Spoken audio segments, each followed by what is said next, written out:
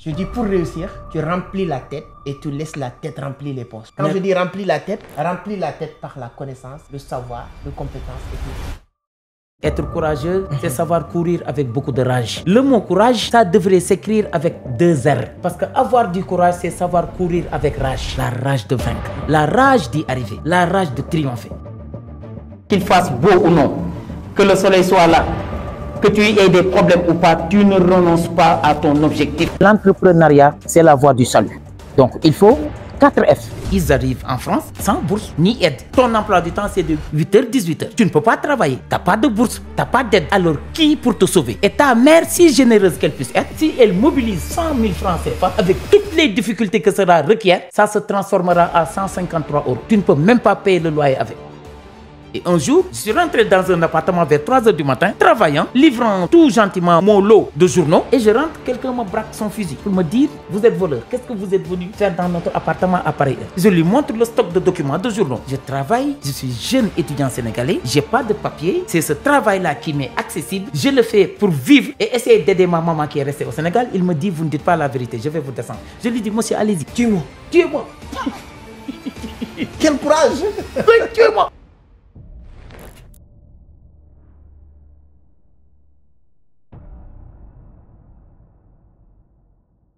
Alors, vous voulez vous lancer dans l'entrepreneuriat, mais vous ne savez pas par où commencer. Si c'est votre cas, cette émission ou bien cette podcast est faite pour vous. Parce que comme j'aime bien le dire, podcast des millionnaires, ce n'est pas uniquement d'être millionnaire en liquide, l'argent qui est important, mais souvent être millionnaire en savoir, connaissance, beaucoup de choses.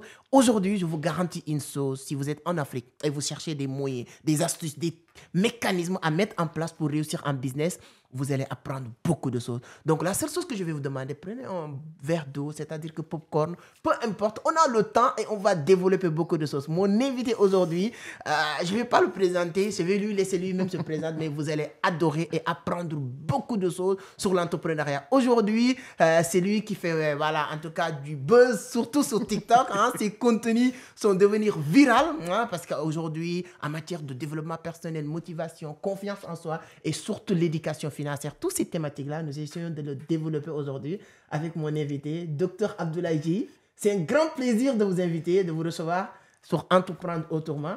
Donc, depuis très fort longtemps, il y a beaucoup de ma communauté qui fait des commentaires pour dire « C'est à quand le tour de Dr Djei ?» Et donc, c'est aujourd'hui. Merci beaucoup d'avoir effectué ce déplacement de Thiès à Dakar uniquement pour participer à ce podcast. Je vous dis merci, docteur. C'est un grand plaisir. On est ensemble, c'est partagé, mon frère. Donc aujourd'hui, les gens vont apprendre beaucoup de choses. Prenez votre temps. On est là pour apprendre. Moi-même, je suis là pour noter. C'est pourquoi j'ai mon téléphone. Donc, c'est ça, une mini-formation. Merci. Donc, mais avant d'aller plus loin, je vais vous laisser saluer ma communauté. Donc, je sais qu'il y a beaucoup de personnes qui te connaissent. Mais comme c'est la routine, donc il y a 1 ou 2 personnes qui vont tomber pour la première fois sur cette interview. Et voilà, si vous devez vous présenter, comment vous allez vous présenter avec ma communauté qui te suit un peu partout à travers le monde. D'accord. Merci beaucoup, M. Seck. Merci beaucoup également à l'ensemble de vos collaborateurs ici présents. C'est un immense plaisir, un plaisir incommensurable aujourd'hui qui inonde mon cœur et qui explique mon déplacement de Thiès à Dakar. Comme on dit, lorsqu'on est passionné, l'on ne ressent pas véritablement la fatigue.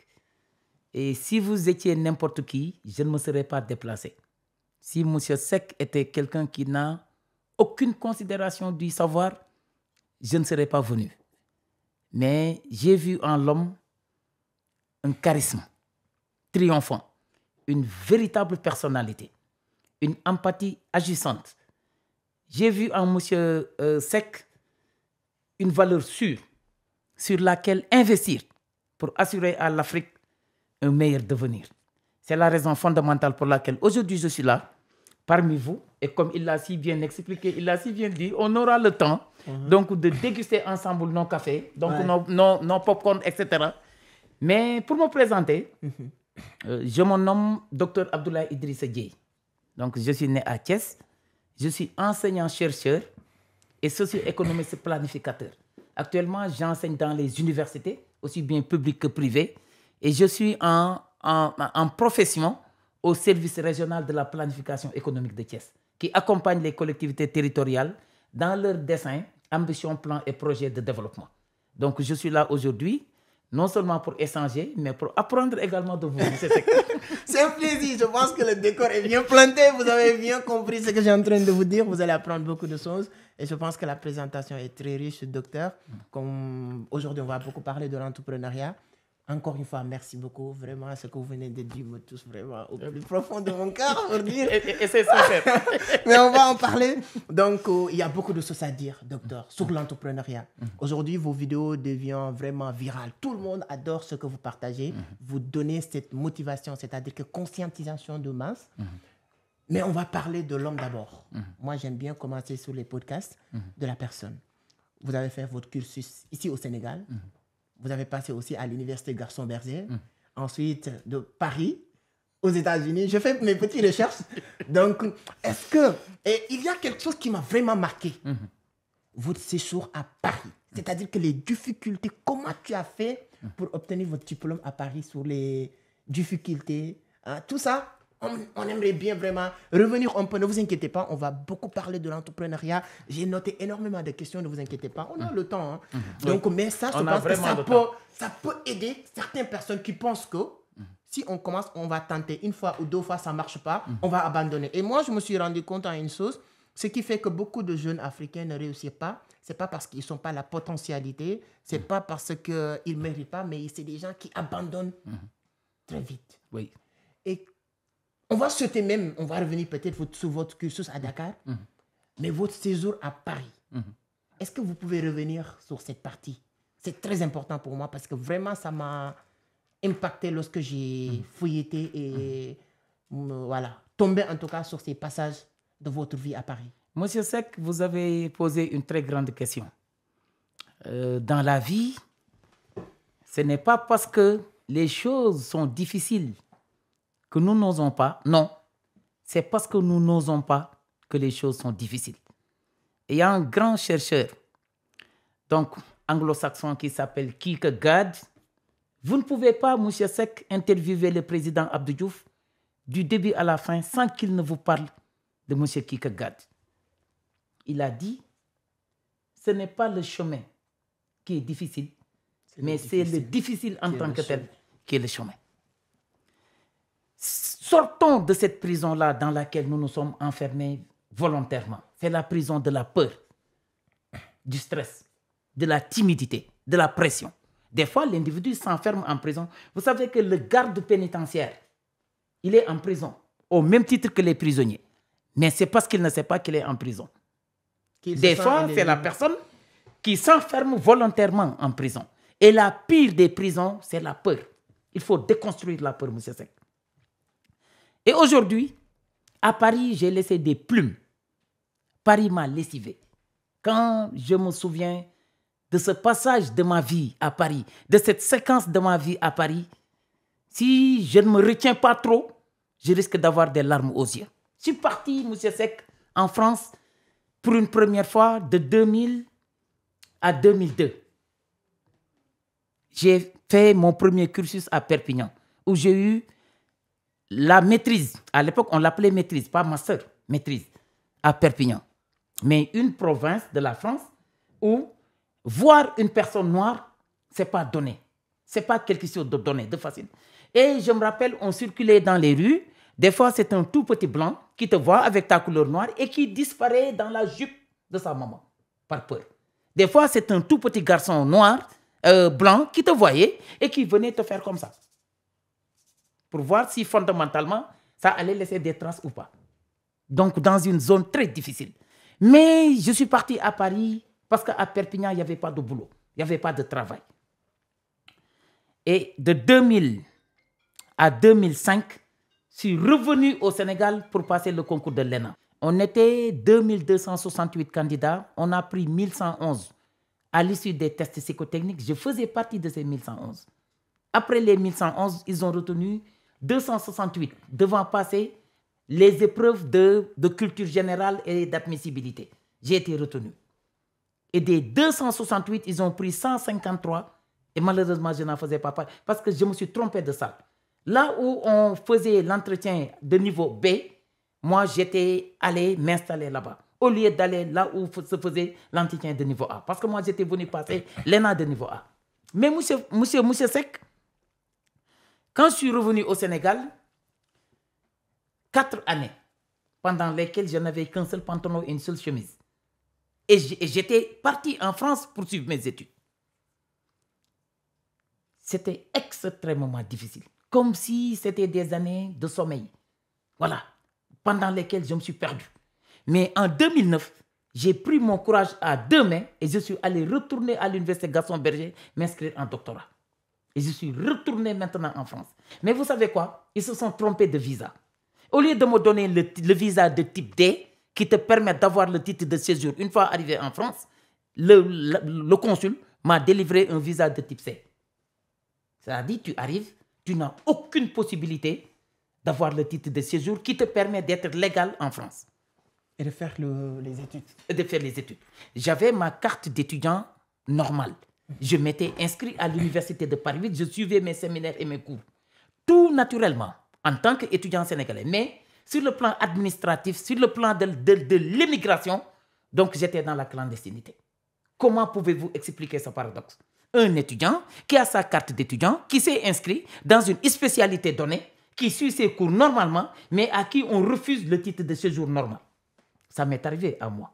Et quand j'ai écrit au président Sarkozy, lui demandant d'intervenir personnellement pour m'aider à sauver mes études, il m'a répondu. Moi, j'ai une lettre du président Sarkozy chez moi. Si vous venez à Thiès, je vais vous la montrer. Il m'a dit, je vous recommande donc d'aller au niveau du service de l'immigration. Je suis allé avec la lettre du président. Ils ont refusé. Et j'étais obligé d'accepter ce sort-là et d'être dans la clandestinité. 2 ans de doctorat, 2 ans pendant lesquels je n'avais pas un sou avec lequel payer le transport. Des fois, tu passais toute une journée, tu ne prenais que le petit déjeuner. Je me rappelle de ces moments-là extrêmement difficiles. C'est dans cette clandestinité-là, dans cette irrégularité-là, qu'un responsable de presse du Figaro m'a recruté en tant que porteur de presse, devant livrer le journal Le Figaro au 16e arrondissement, là où dorment les milliardaires et les millionnaires de la France.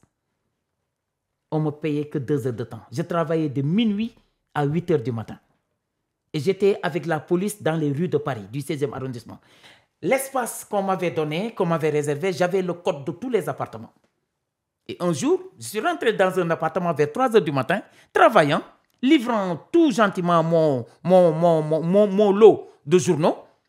Et je rentre, quelqu'un me braque son fusil pour me dire, vous êtes voleur, qu'est-ce que vous êtes venu faire dans notre appartement à pareille heure? Je lui montre le stock de documents, de journaux. Je travaille, je suis jeune étudiant sénégalais, je n'ai pas de papier, c'est ce travail-là qui m'est accessible, je le fais pour vivre et essayer d'aider ma maman qui est restée au Sénégal. Il me dit, vous ne dites pas la vérité, je vais vous descendre. Je lui dis, monsieur, allez-y. Tue-moi. Tuez-moi. Quel courage. Oui, tuez-moi. Et quand mon patron s'en est saisi, il a voulu me changer de zone. J'ai refusé. Et depuis ce jour-là, je n'ai pas recroisé le gars. Peut-être c'est le bon Dieu qui est intervenu. Pour vous dire, la France, c'est extrêmement difficile. Des fois, tu vois des étudiants sénégalais qui vont là-bas sans bourse ni aide, mais ils finissent par être des émigrés économiques. Ils se transforment en modou-modou, avec tout le respect que je dois à nos parents modou-modou. Mais ce que j'ai envie de dire ici, c'est quoi? Le gaspillage, il a plusieurs formes.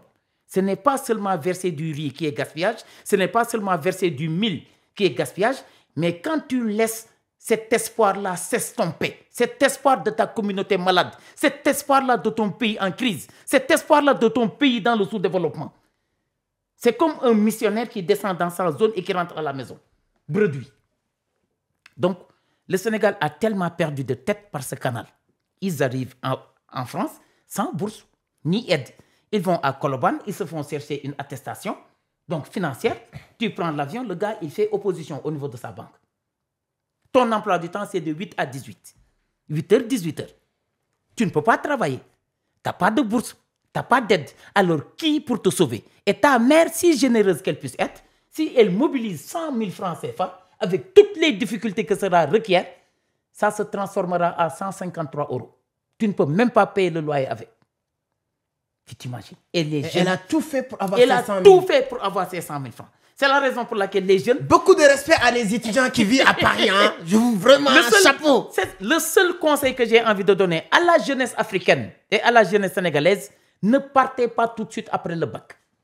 Quel que puisse être votre rêve, la profondeur de votre rêve, la grandeur de votre ambition, attendez de disposer de la licence avant d'aller émigrer en France. Ça permet quoi? Tu auras 2 heures de temps de cours par semaine, 4 heures de temps maximum de cours par semaine. Il y aura assez de temps qui sera dégagé pour te permettre d'allier études et travail. C'est comme ça. Et à défaut d'avoir une bourse, une aide, mais tu pourras avoir un tout petit boulot. C'est ce qu'on appelle les petits boulots, les petits jobs à Paris. Mais nous tous, nous avons connu ça. Mais à Paris, et pire, c'était la solitude extrême. Et c'est la raison fondamentale pour laquelle, étant donné que moi j'ai médité, un jour j'étais dans ma chambre, plongé dans toutes ces difficultés-là. Je parlais à mon Seigneur. Je lui ai dit, tu es capable de tout, sauf de profaner la dignité de ta créature. Mën nga lépp ba mu des toroxal jàmm yow yàlla doo toroxal mukk sa jàmm natt yi nga may teg nii xam naa ni am na lu tax. C'est après maintenant que j'ai compris pourquoi autant d'épreuves. Et monsieur Seck, imaginez-vous, et je me dis, yàkkamti wóolu yàllaa ko gën ñeewantal njaboot dénk leen yàllaa ko gën namm njaboot wéttali ko yàlla moo ko gën. Parce qu'en ce moment-là, il y avait tout derrière. Il y avait tout derrière. J'avais laissé mes 2 épouses et mes enfants. La vie je pense que mes techniciens ici, ils sont très forts. Ils vont essayer d'écrire, sous-titrer cette partie-là. Parce que moi, ma communauté là, c'est mes Ivoiriens là. Vous savez que moi, je suis Ivoirien, je ne suis pas Sénégalais. Non? C'est ça. Donc, il faut sous-titrer cette partie-là. Allez-y. Parce qu'en réalité, c'est ça. Les jeunes, il faut les éveiller, il faut les sensibiliser. Il faut leur dire exactement ce qui se passe lorsqu'on descend à Paris pour la première fois. Exactement ce qui se passe lorsqu'on descend dans une des provinces de la France. C'est en plus du froid glacial. Ouais. Voilà. Je me rappelle à Perpignan, nos amis français avec lesquels nous étions dans une même classe, ils nous dépassaient comme ça avec leur voiture et personne ne te prenait. Ouais. C'était difficile. Moi, le maximum de Noirs avec lesquels j'étais dans une classe, c'est au maximum 2 personnes. Moi et un Togolais, ou bien un Malien et moi-même. C'était tout. Donc, pour vous dire que c'est la solitude dévastatrice.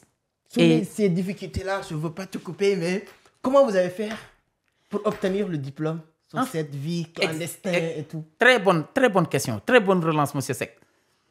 En un certain moment, je me suis dit, soit accomplir, soit trahir. Et heureusement, mon père, le grand frère à mon père, j'ai perdu mon père à l'âge de 13 ans. Et je suis son fils unique. Il était enseignant à l'école primaire de Kabassal à Ersan à Thiès. Il a fait 20 ans au niveau du même poste. Et mon père, le grand frère à mon père, me disait, Cheikh Abdoulaye Dieye, partout où tu puisses être dans le monde, toi et les créatures avec lesquelles vous êtes là-bas, vous avez le même créateur. Il ne faut pas avoir peur d'eux. Il ne faut pas espérer quoi que ce soit en eux. Et partout où tu puisses être sur la terre ferme, là où tu n'as pas fait de péché, quand tu demandes quelque chose à Dieu, il va te le donner. Et c'est l'ensemble de ces enseignements, ce que j'appelle ces ingrédients moraux dans la construction de la personnalité. Vous savez, M. Seck, des fois, un jeune, il doit avoir un tout petit carnet, là où il note les belles anecdotes, les belles leçons. C'est ce que j'appelle les ingrédients moraux. Ça permet de stimuler la personnalité de l'individu.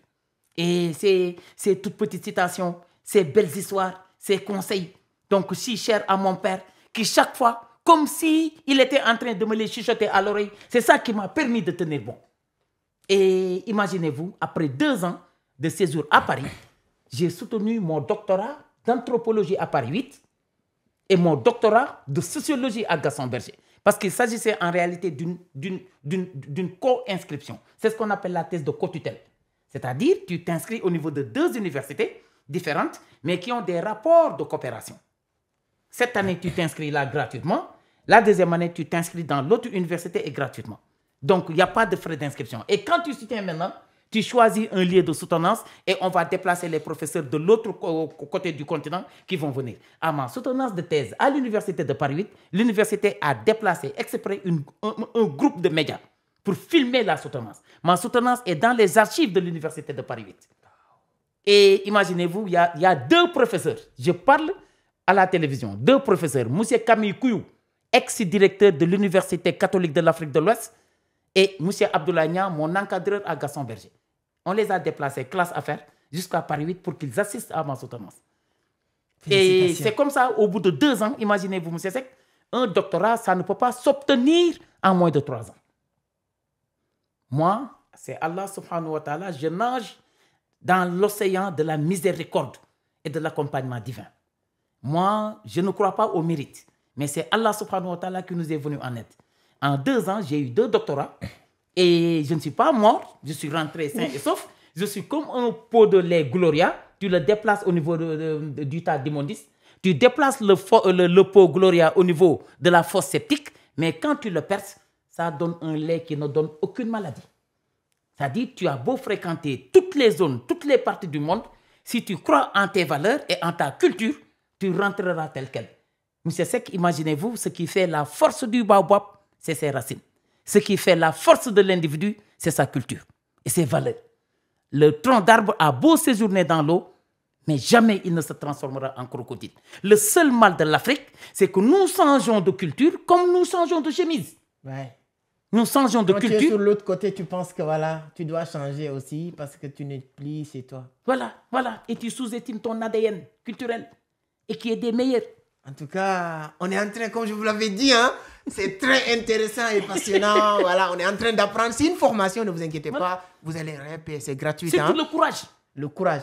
Moi, j'aime bien dire à mes amis, on est en train de nous dire tout le temps Albert Einstein, Thomas Edison, surtout Thomas Edison. J'aime bien taquiner mes amis pour leur dire que cette connard-là qui a essuyé 1000 fois, si c'était vous, vous n'allez pas essuyer 1000 fois. Donc, il faut faire comme Dr. J parce que la seule chose qui a fait qu'il a réussi à se tenir parce qu'il n'a jamais abandonné. Si c'était quelqu'un d'autre, vous avez eu, je ne sais pas, visa D, quelque chose, tu rentres, tu dis que voilà, ils ont fait erreur, mais vous restez sur place. Exactement. Et je pense qu'il y a un message qu'il faut dire à la jeunesse africaine qui prend les pirogues pour aller mourir. Imaginez ce qu'il vient de dire. Les gens qui partent même en tant qu'étudiants, comment ils souffrent à Paris ou bien dans ces pays-là. Moi, j'ai rencontré beaucoup de personnes partout dans le monde, mais j'aime pas souvent aller sur les réseaux, dire les difficultés que nos frères sont en train de rencontrer. Mais je vis tout, partout, que ce soit à Paris, à Dubaï. Je vis beaucoup de choses. Oui. Donc, faites très attention. L'Eldorado que vous cherchez ailleurs, je vous le jure, se trouve ici. Moi, personnellement, je le dis souvent, que ce soit dans mes conférences ou dans les vidéos, je vous le jure, si on me paye 10 000 euros avec logement à Paris, je ne vais pas l'accepter. Voilà. Parce que j'ai ma vie ici. Oui. Même quand je voyage, moi, mon business est en Afrique. Donc, essayez de créer votre imagination et apprenez beaucoup. Essayez de chercher la connaissance, ce qui va nous pousser à poser cette question. Quelle est l'importance maintenant? On va parler de l'entrepreneuriat. Et je pense que si on continue à écouter votre histoire là, on risque maintenant de pleurer. Docteur, c'est bon. On a appris. En tout cas, félicitations déjà. C'est très bien. En tout cas, on est très, très content de voir ces arts de parcours parce que ça nous donne le courage et la motivation, surtout notre génération, de savoir qu'il ne faut pas baisser les bras. Il faut toujours continuer jusqu'au bout. Permettez un élément, s'il vous plaît. Et en pleine soutenance, l'Université de Paris 8 m'a dit « Félicitations, docteur, qu'est-ce que vous voulez ?» Je leur ai dit « Je rentre au Sénégal. » Ils m'ont dit « Pourquoi ?» Je leur ai dit « C'est le Sénégal qui a financé mon éducation et ma formation. Si tout le monde fuit le Sénégal comme la peste, qui va le développer ?» Ils m'ont dit « L'université a promis de vous recruter. Est-ce que votre dernier mot ?» Je dis « Oui. » Il me dit « Bon vent. » Aux États-Unis, j'ai laissé un CDI. Vous savez, M. Seck, l'échec, c'est un succès différé. Quand vous échouez, c'est parce que vous devez réussir demain. Ouais. L'échec, c'est un succès différé. Et on apprend de nos échecs, on apprend de nos erreurs. Je pense que les techniciens, là, ils sont en train de dire dans leur tête, les CDI aux États-Unis, non, est-ce que ça va?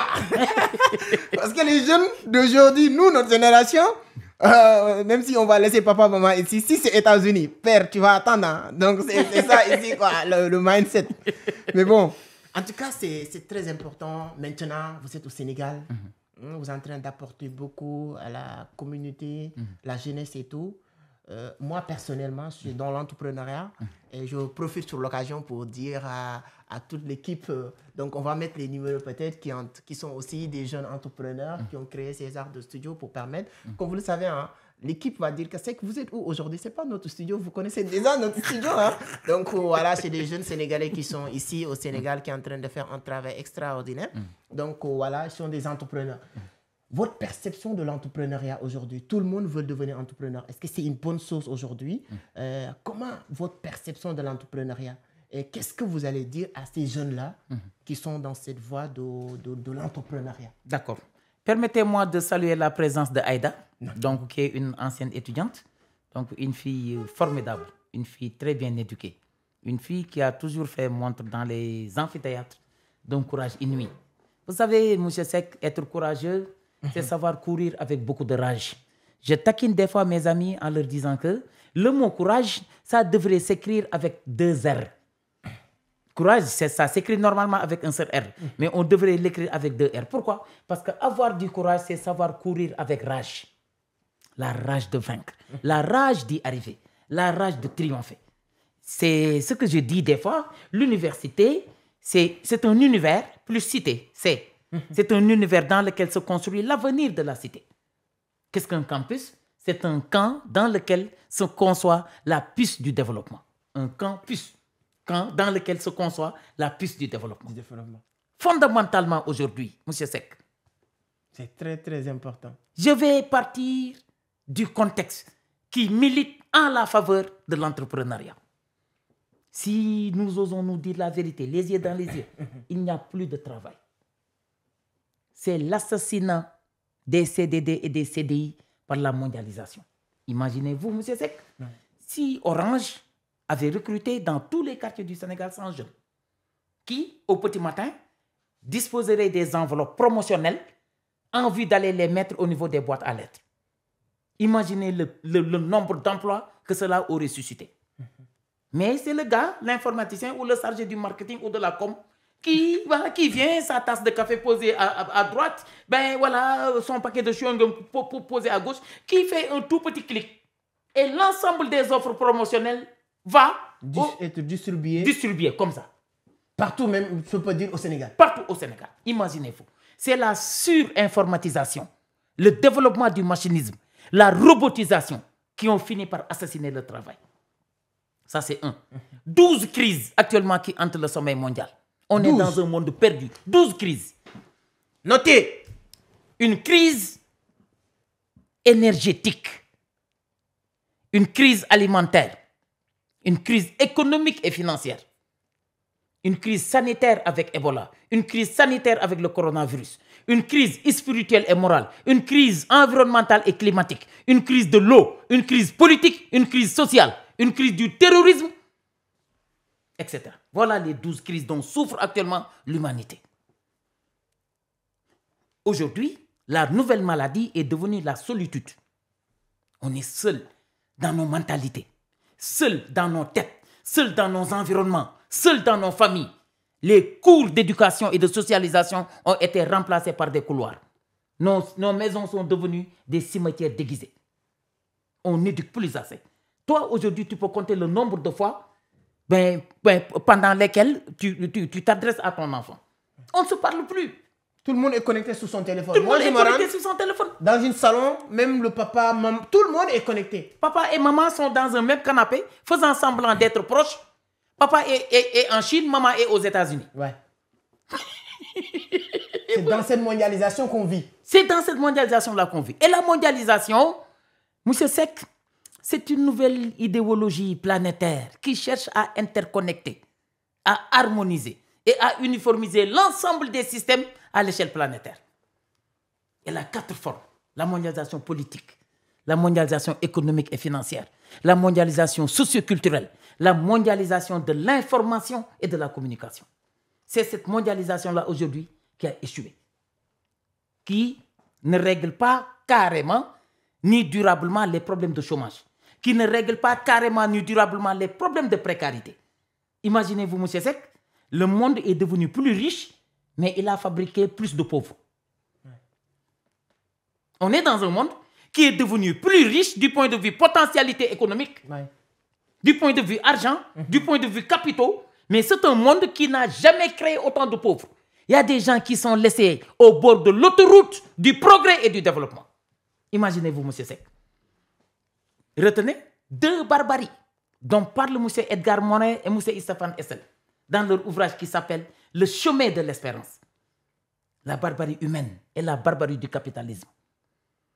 C'est quoi la barbarie humaine? Les vols, les viols, les tsunamis, le réchauffement climatique, la cyberattaque, la cyberescroquerie, la cybercriminalité, la cyberprostitution. Tout. Ouais. Le plus grand constructeur, c'est l'homme, mais celui qui déconstruit le plus également, c'est l'homme. Il dort en l'homme un certain paradoxe.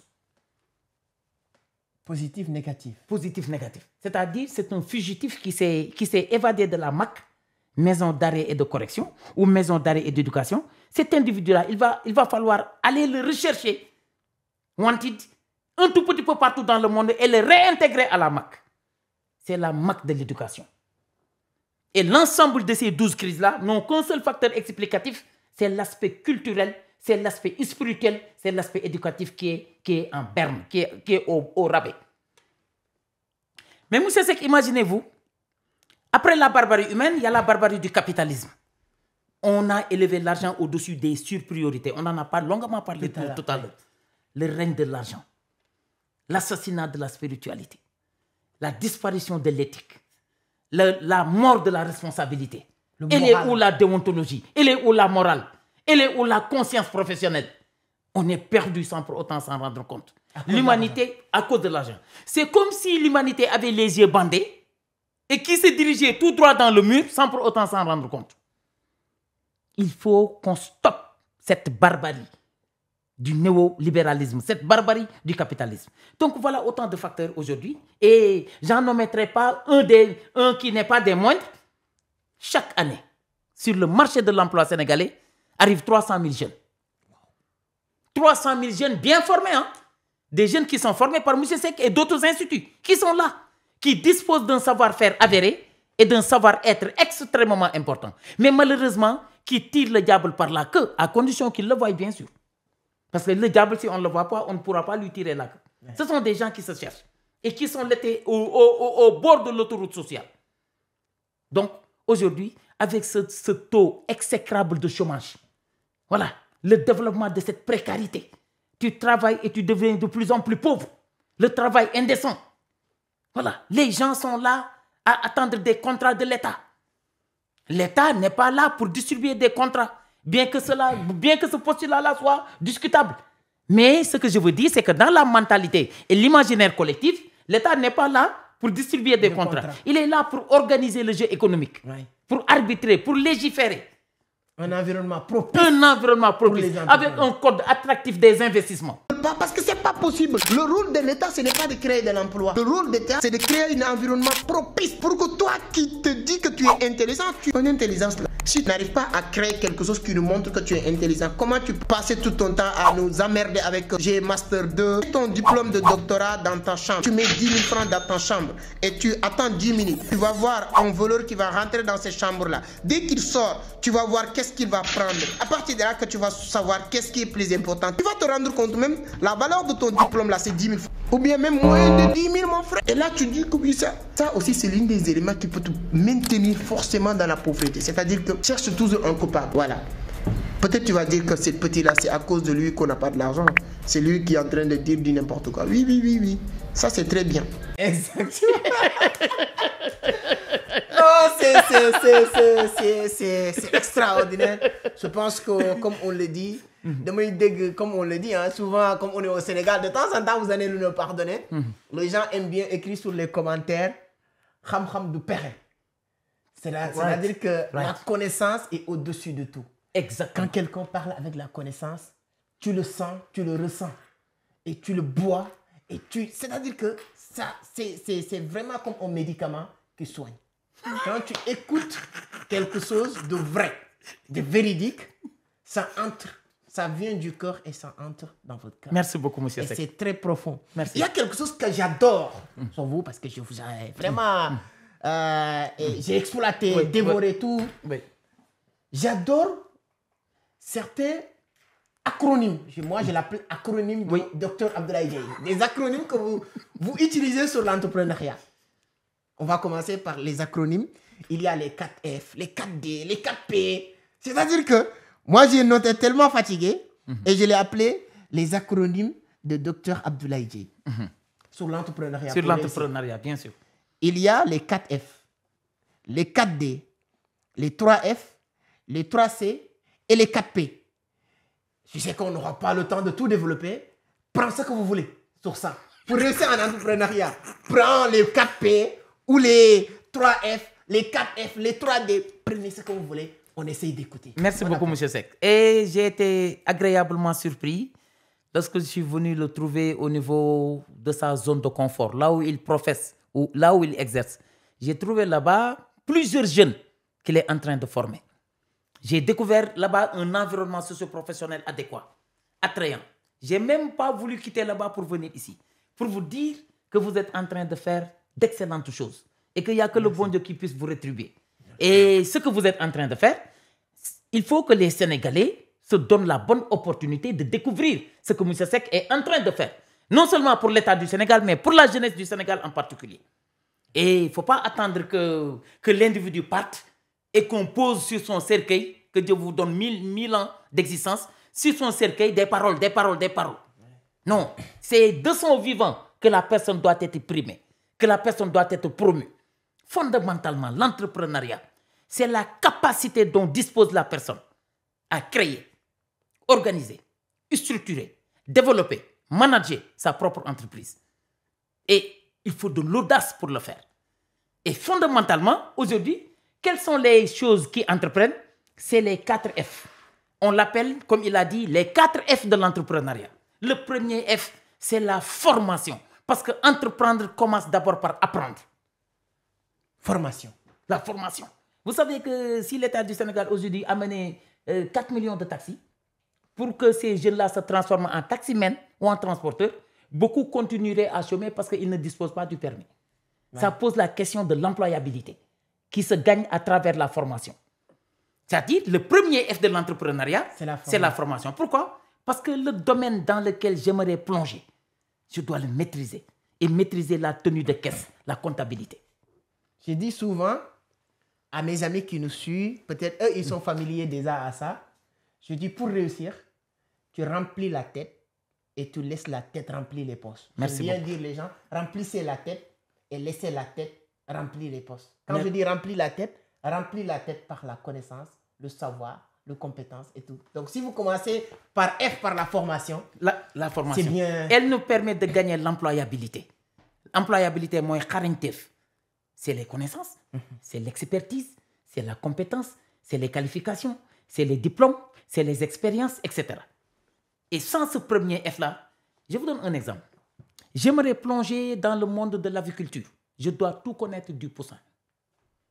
Ses parents, ses sœurs, ses frères, ses prix, son évolution sur le marché, ses différentes pathologies ou maladies, les différents vaccins et le comportement du poussin.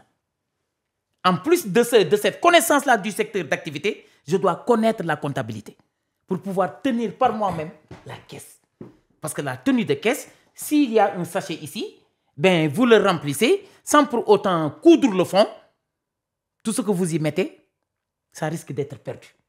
La maîtrise de la tenue de caisse, de la comptabilité, avec une éducation financière de qualité. Il fait partie des questions tout à l'heure. Éducation financière, ce qui manque beaucoup de personnes. Exactement. Le deuxième F, M. Seck, c'est la formalisation. Qu'est-ce que c'est que se formaliser? Quand je me formalise, je me déclare. Quand je me formalise, je m'officialise. Quand je me formalise, je sors de l'illégalité et je rentre dans la légalité institutionnelle. Je vais déclarer mon entreprise, M. Seck. Ouais. Je ne vais pas courir comme un petit lapin à vouloir passer entre les mailles de la fiscalité de mon pays. En ce moment-là, je ne jouirai pas de ce civisme fiscal qui est fondamental à la constitution d'un bon budget national. Le budget, ce n'est rien d'autre que la contribution de tous les Sénégalais. Mais quand tu te formalises, tu es connu. Quand tu te formalises, tu es reconnu. Quand je me formalise, l'État me connaît. En me connaissant, il fait des recherches sur moi. S'il fait des recherches sur moi et tombe sur un bon comportement, il me fait confiance. Et quand l'État me fait confiance, il me confie des marchés. Et quand je les exécute bien, ça me crée des mannes et des rentrées financières conséquentes. Mais et avec ça, je pourrais payer mes charges de fonctionnement et mes charges d'investissement et payer correctement mes impôts. Exactement. La formalisation. Et cette formalisation-là, ça se fait à travers la fréquentation de la chambre de commerce. Je vais m'inscrire sur le registre de la chambre de commerce. C'est très important. Et je disposerai de ma carte de commerce avec laquelle j'aurai ma carte d'import-export. Après la chambre de commerce, je vais aller maintenant au niveau du tribunal, m'inscrire sur le NINEA. Ouais. C'est le numéro d'identification nationale des entreprises. Et c'est comme ça que je me formalise en fait. Et quand je me formalise, je sors de l'illégalité et je plonge dans la légalité. Et je peux décrocher des parts de marché en compétition. Exactement. C'est très important. Comme vous le savez très bien, moi, je fais rarement la publicité ici, à part mes partenaires comme Binance. Si vous n'avez pas de compte Binance, allez-y sur la barre de description, créez votre compte. Vous le savez, on est sur la crypto. Mais Chambre de commerce, moi, je le remercie beaucoup parce que c'est une entreprise très accessible, étatique, très accessible au Sénégal. Et que ce que j'adore, une fois vous enregistrez au niveau de Chambre de commerce, tu recevras toutes les informations économiques du pays. Right. S'il y a un événement, activité, s'il y a... Souvent même, moi, on m'invite sur certaines rencontres, Turquie, Dubaï, c'est pour peut-être souvent de temps en temps, moi qui n'ai pas tout le temps le temps. Et ce n'est pas uniquement pour moi. Hein. Une fois vous inscrire, automatiquement, vous aurez accès à toutes ces informations. Donc, formalisez vos entreprises, c'est important. Vous allez quitter dans tout ce qui est illégalité. Ça ne vous rapporte rien. Vous ne pouvez pas gagner des marchés. Et quand vous êtes dans l'entrepreneuriat, il faut avoir une vision vraiment large. Et ça vous permet de viser à travailler avec l'État, importer des voitures, le vendre l'État. Si vous n'êtes pas formalisé, vous ne pouvez pas le faire. Donc, les deux premiers F, c'est très important et clair. La formation, la formalisation. Le troisième F. Le troisième F, le financement. C'est le nerf de la guerre. Ouais. L'argent. L'argent. L'argent. L'argent. On aime l'argent, nous. Les capitaux, les fonds. C'est extrêmement important. Quelle que puisse être la pertinence du projet, si on ne l'accompagne pas en argent, ça ne va pas éclore. Ouais.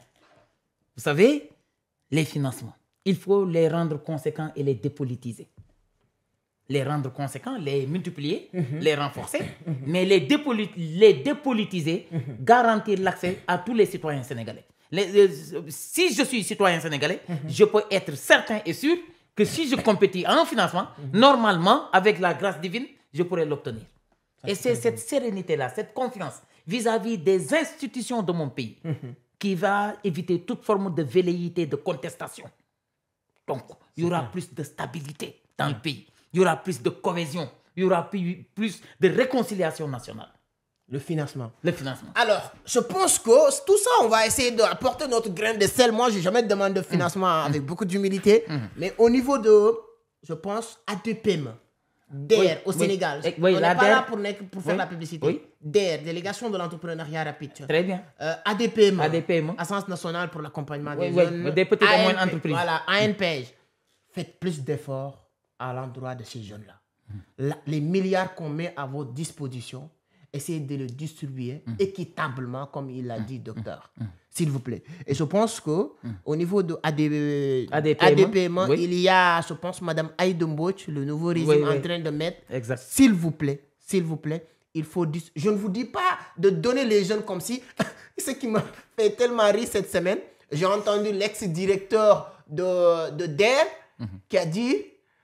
Il n'arrive pas à justifier plus de 35. Je ne suis pas là pour foncer personne. Je vois ce que je dis, je le vois sur les réseaux. Donc, il n'arrive pas à justifier plus de 35 milliards qu'il a dépensés. Et il dit que les jeunes qu'il a financés, ce sont des jeunes qui ont parti mourir sur l'océan Atlantique, sur le Méditerranée, etc. Comment on peut dire ça? Mais quelqu'un qui est mort même, il a laissé des papiers, je pense, avant de prendre cet argent. Donc, s'il vous plaît, c'est très important, l'argent, on a besoin, tous, distribuer cet argent, donner encore plus de confiance à ces jeunes qui sont en train de mourir sur l'océan pour leur faire comprendre que ces pays-là, c'est pour nous tous. On a l'espoir. S'il vous plaît, ne tuez pas cet espoir. Ça, c'est un message pour les nouveaux autorités du pays, ici au Sénégal. Ne tuez pas l'espoir de la jeunesse sénégalaise. Les jeunes, ils se sont battus, ils se sont tués, ils ont tout fait pour que ce régime, parce que tout régime peut venir ici dire n'importe quoi. Mais ce régime-là, ils n'ont pas le droit. Moi, personnellement, Amadou Seck, je peux dire que je n'attends rien, mais ce n'est pas comme ça que les gens voient les choses. Les jeunes se sont battus, s'il vous plaît. On ne vous demande pas grand-chose, mais ne tuez pas cet espoir. Donc, distribuez cet argent équitablement, aidez les jeunes, proposez vraiment des choses concrètes pour que ces jeunes-là puissent vraiment faire quelque chose de concret dans ce pays. Donc, voilà, moi, ce que je voulais dire parce que c'est très important. 4e F. Et on sent à travers votre discours cette empathie qui vous anime, cette solidarité agissante. C'est comme ça. Et une fois arrivé au sommet, l'ascenseur, il faut le faire redescendre pour embarquer d'autres jeunes qui vont aller vous rejoindre. Merci beaucoup, M. Seck. Le 4e F, et je pense que ce n'est pas rentré dans l'oreille d'un sourd. Nous avons un excellent attelage gouvernemental qui suscite de l'espoir. En parenthèse, moi, M. Sonko, on a fait l'UGB ensemble. On a pratiqué le karaté ensemble. Et je ne lui connais... C'est pourquoi le monsieur là, il est un peu... Je suis sûr, si je dis têtu, les gens vont venir me prendre parce que maintenant, il est Premier ministre. On pense aussi un Premier ministre. Et je ne lui connais que ces 4 J-là. Diaka, Djouma, Djoubdjank. Voilà ce qui caractérise le Premier ministre. Tu peux répéter ça? Diaka. Donc Sonko, il a beaucoup de bons témoignages. Hein? Voilà, Diaka, Djouma, Djoubdjank. C'est ça que je connais du président Ousmane Sonko. Et vous étiez ensemble à l'UGB de 96 à 2000. 2000, moi j'ai quitté pour aller en France. 96 à 2000, ça fait 4 ans. Ça fait 4 ans. Ousmane Sonko, donc, on a pratiqué. Je parle au niveau des réseaux sociaux et c'est publié. C'est de la télévision. Ouais. Je sais très bien ce que je dis. Et vous pratiquez karaté. Et lui... Je viens de comprendre pourquoi le monsieur... Et en plus, le président Diomaye, mënoon yaruto du djub, mënoon na djub ta du am xam-xam, waaye ñett yëpp la ko Yàlla defal. Président Diomaye am na xam-xam. N'est pas inspecteur des impôts et domaines qui veut. Yaruna, il est d'une politesse légale extraordinaire. Bon, puis il est comme ça. Et si vous avez des dirigeants comme ça, on peut leur accompagner.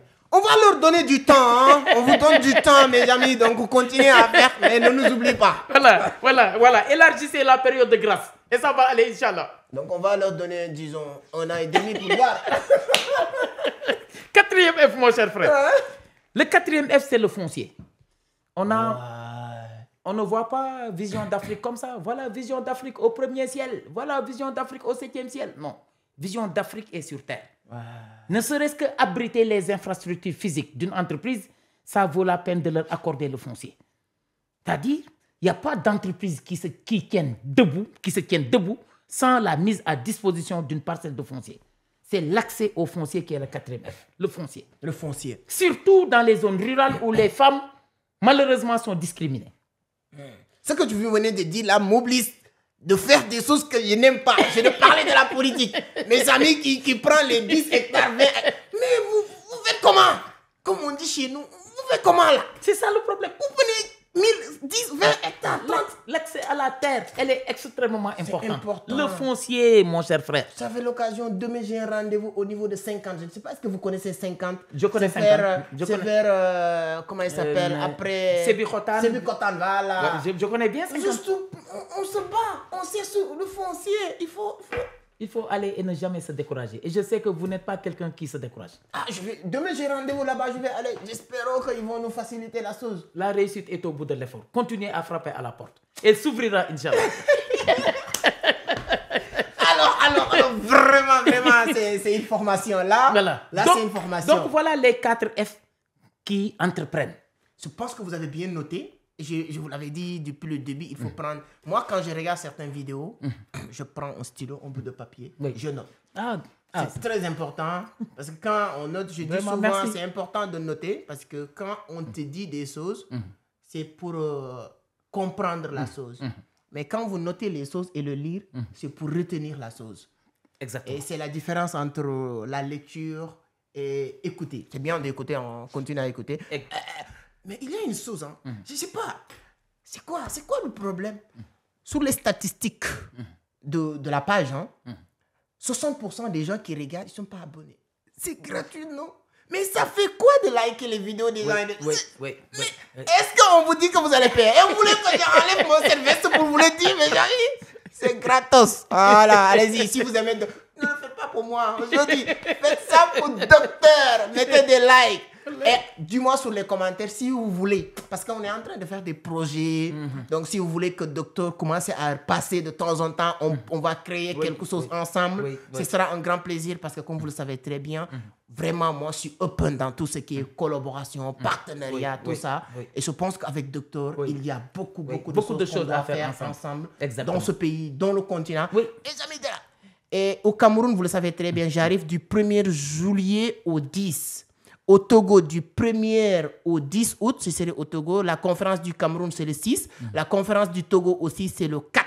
Donc, Abidjan, on sera là-bas mois de septembre. Donc, tout le programme, donc, sur les autres pays, on va vous communiquer. Donc, allez sur la barre de description. Il y a toutes les informations complémentaires qui pourra vous permettre d'avoir beaucoup d'informations. Oui. Ce qui vous prend toujours appel contact avec moi là. Le lien est sur la barre de description. Donc, vous allez prendre que je sois de la partie. On ne sait jamais. Non, ça, on va tout faire. Pour que tout ce qu'on va faire, voilà, on va le faire ensemble. Inch'Allah.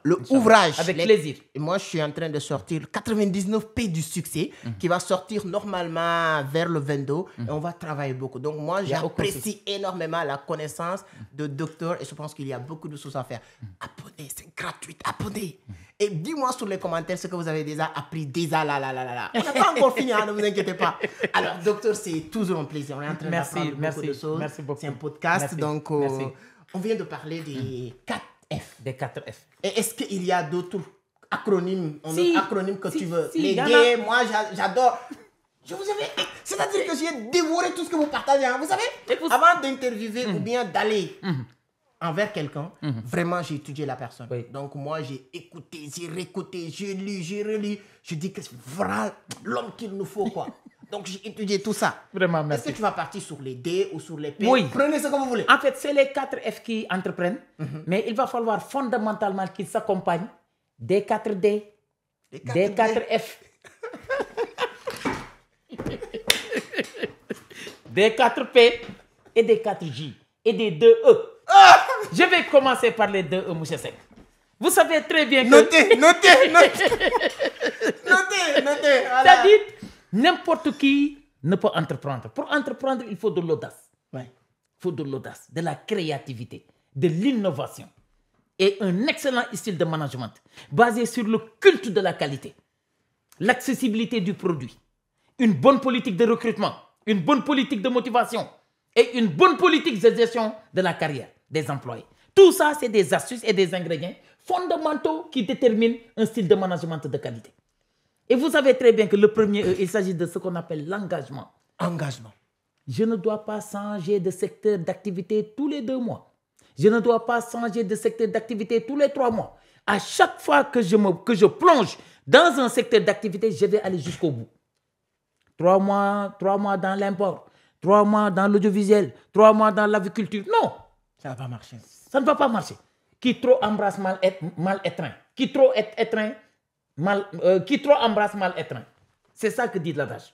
Donc, l'engagement, c'est une plongée sans retour. C'est une plongée sans détour. L'engagement.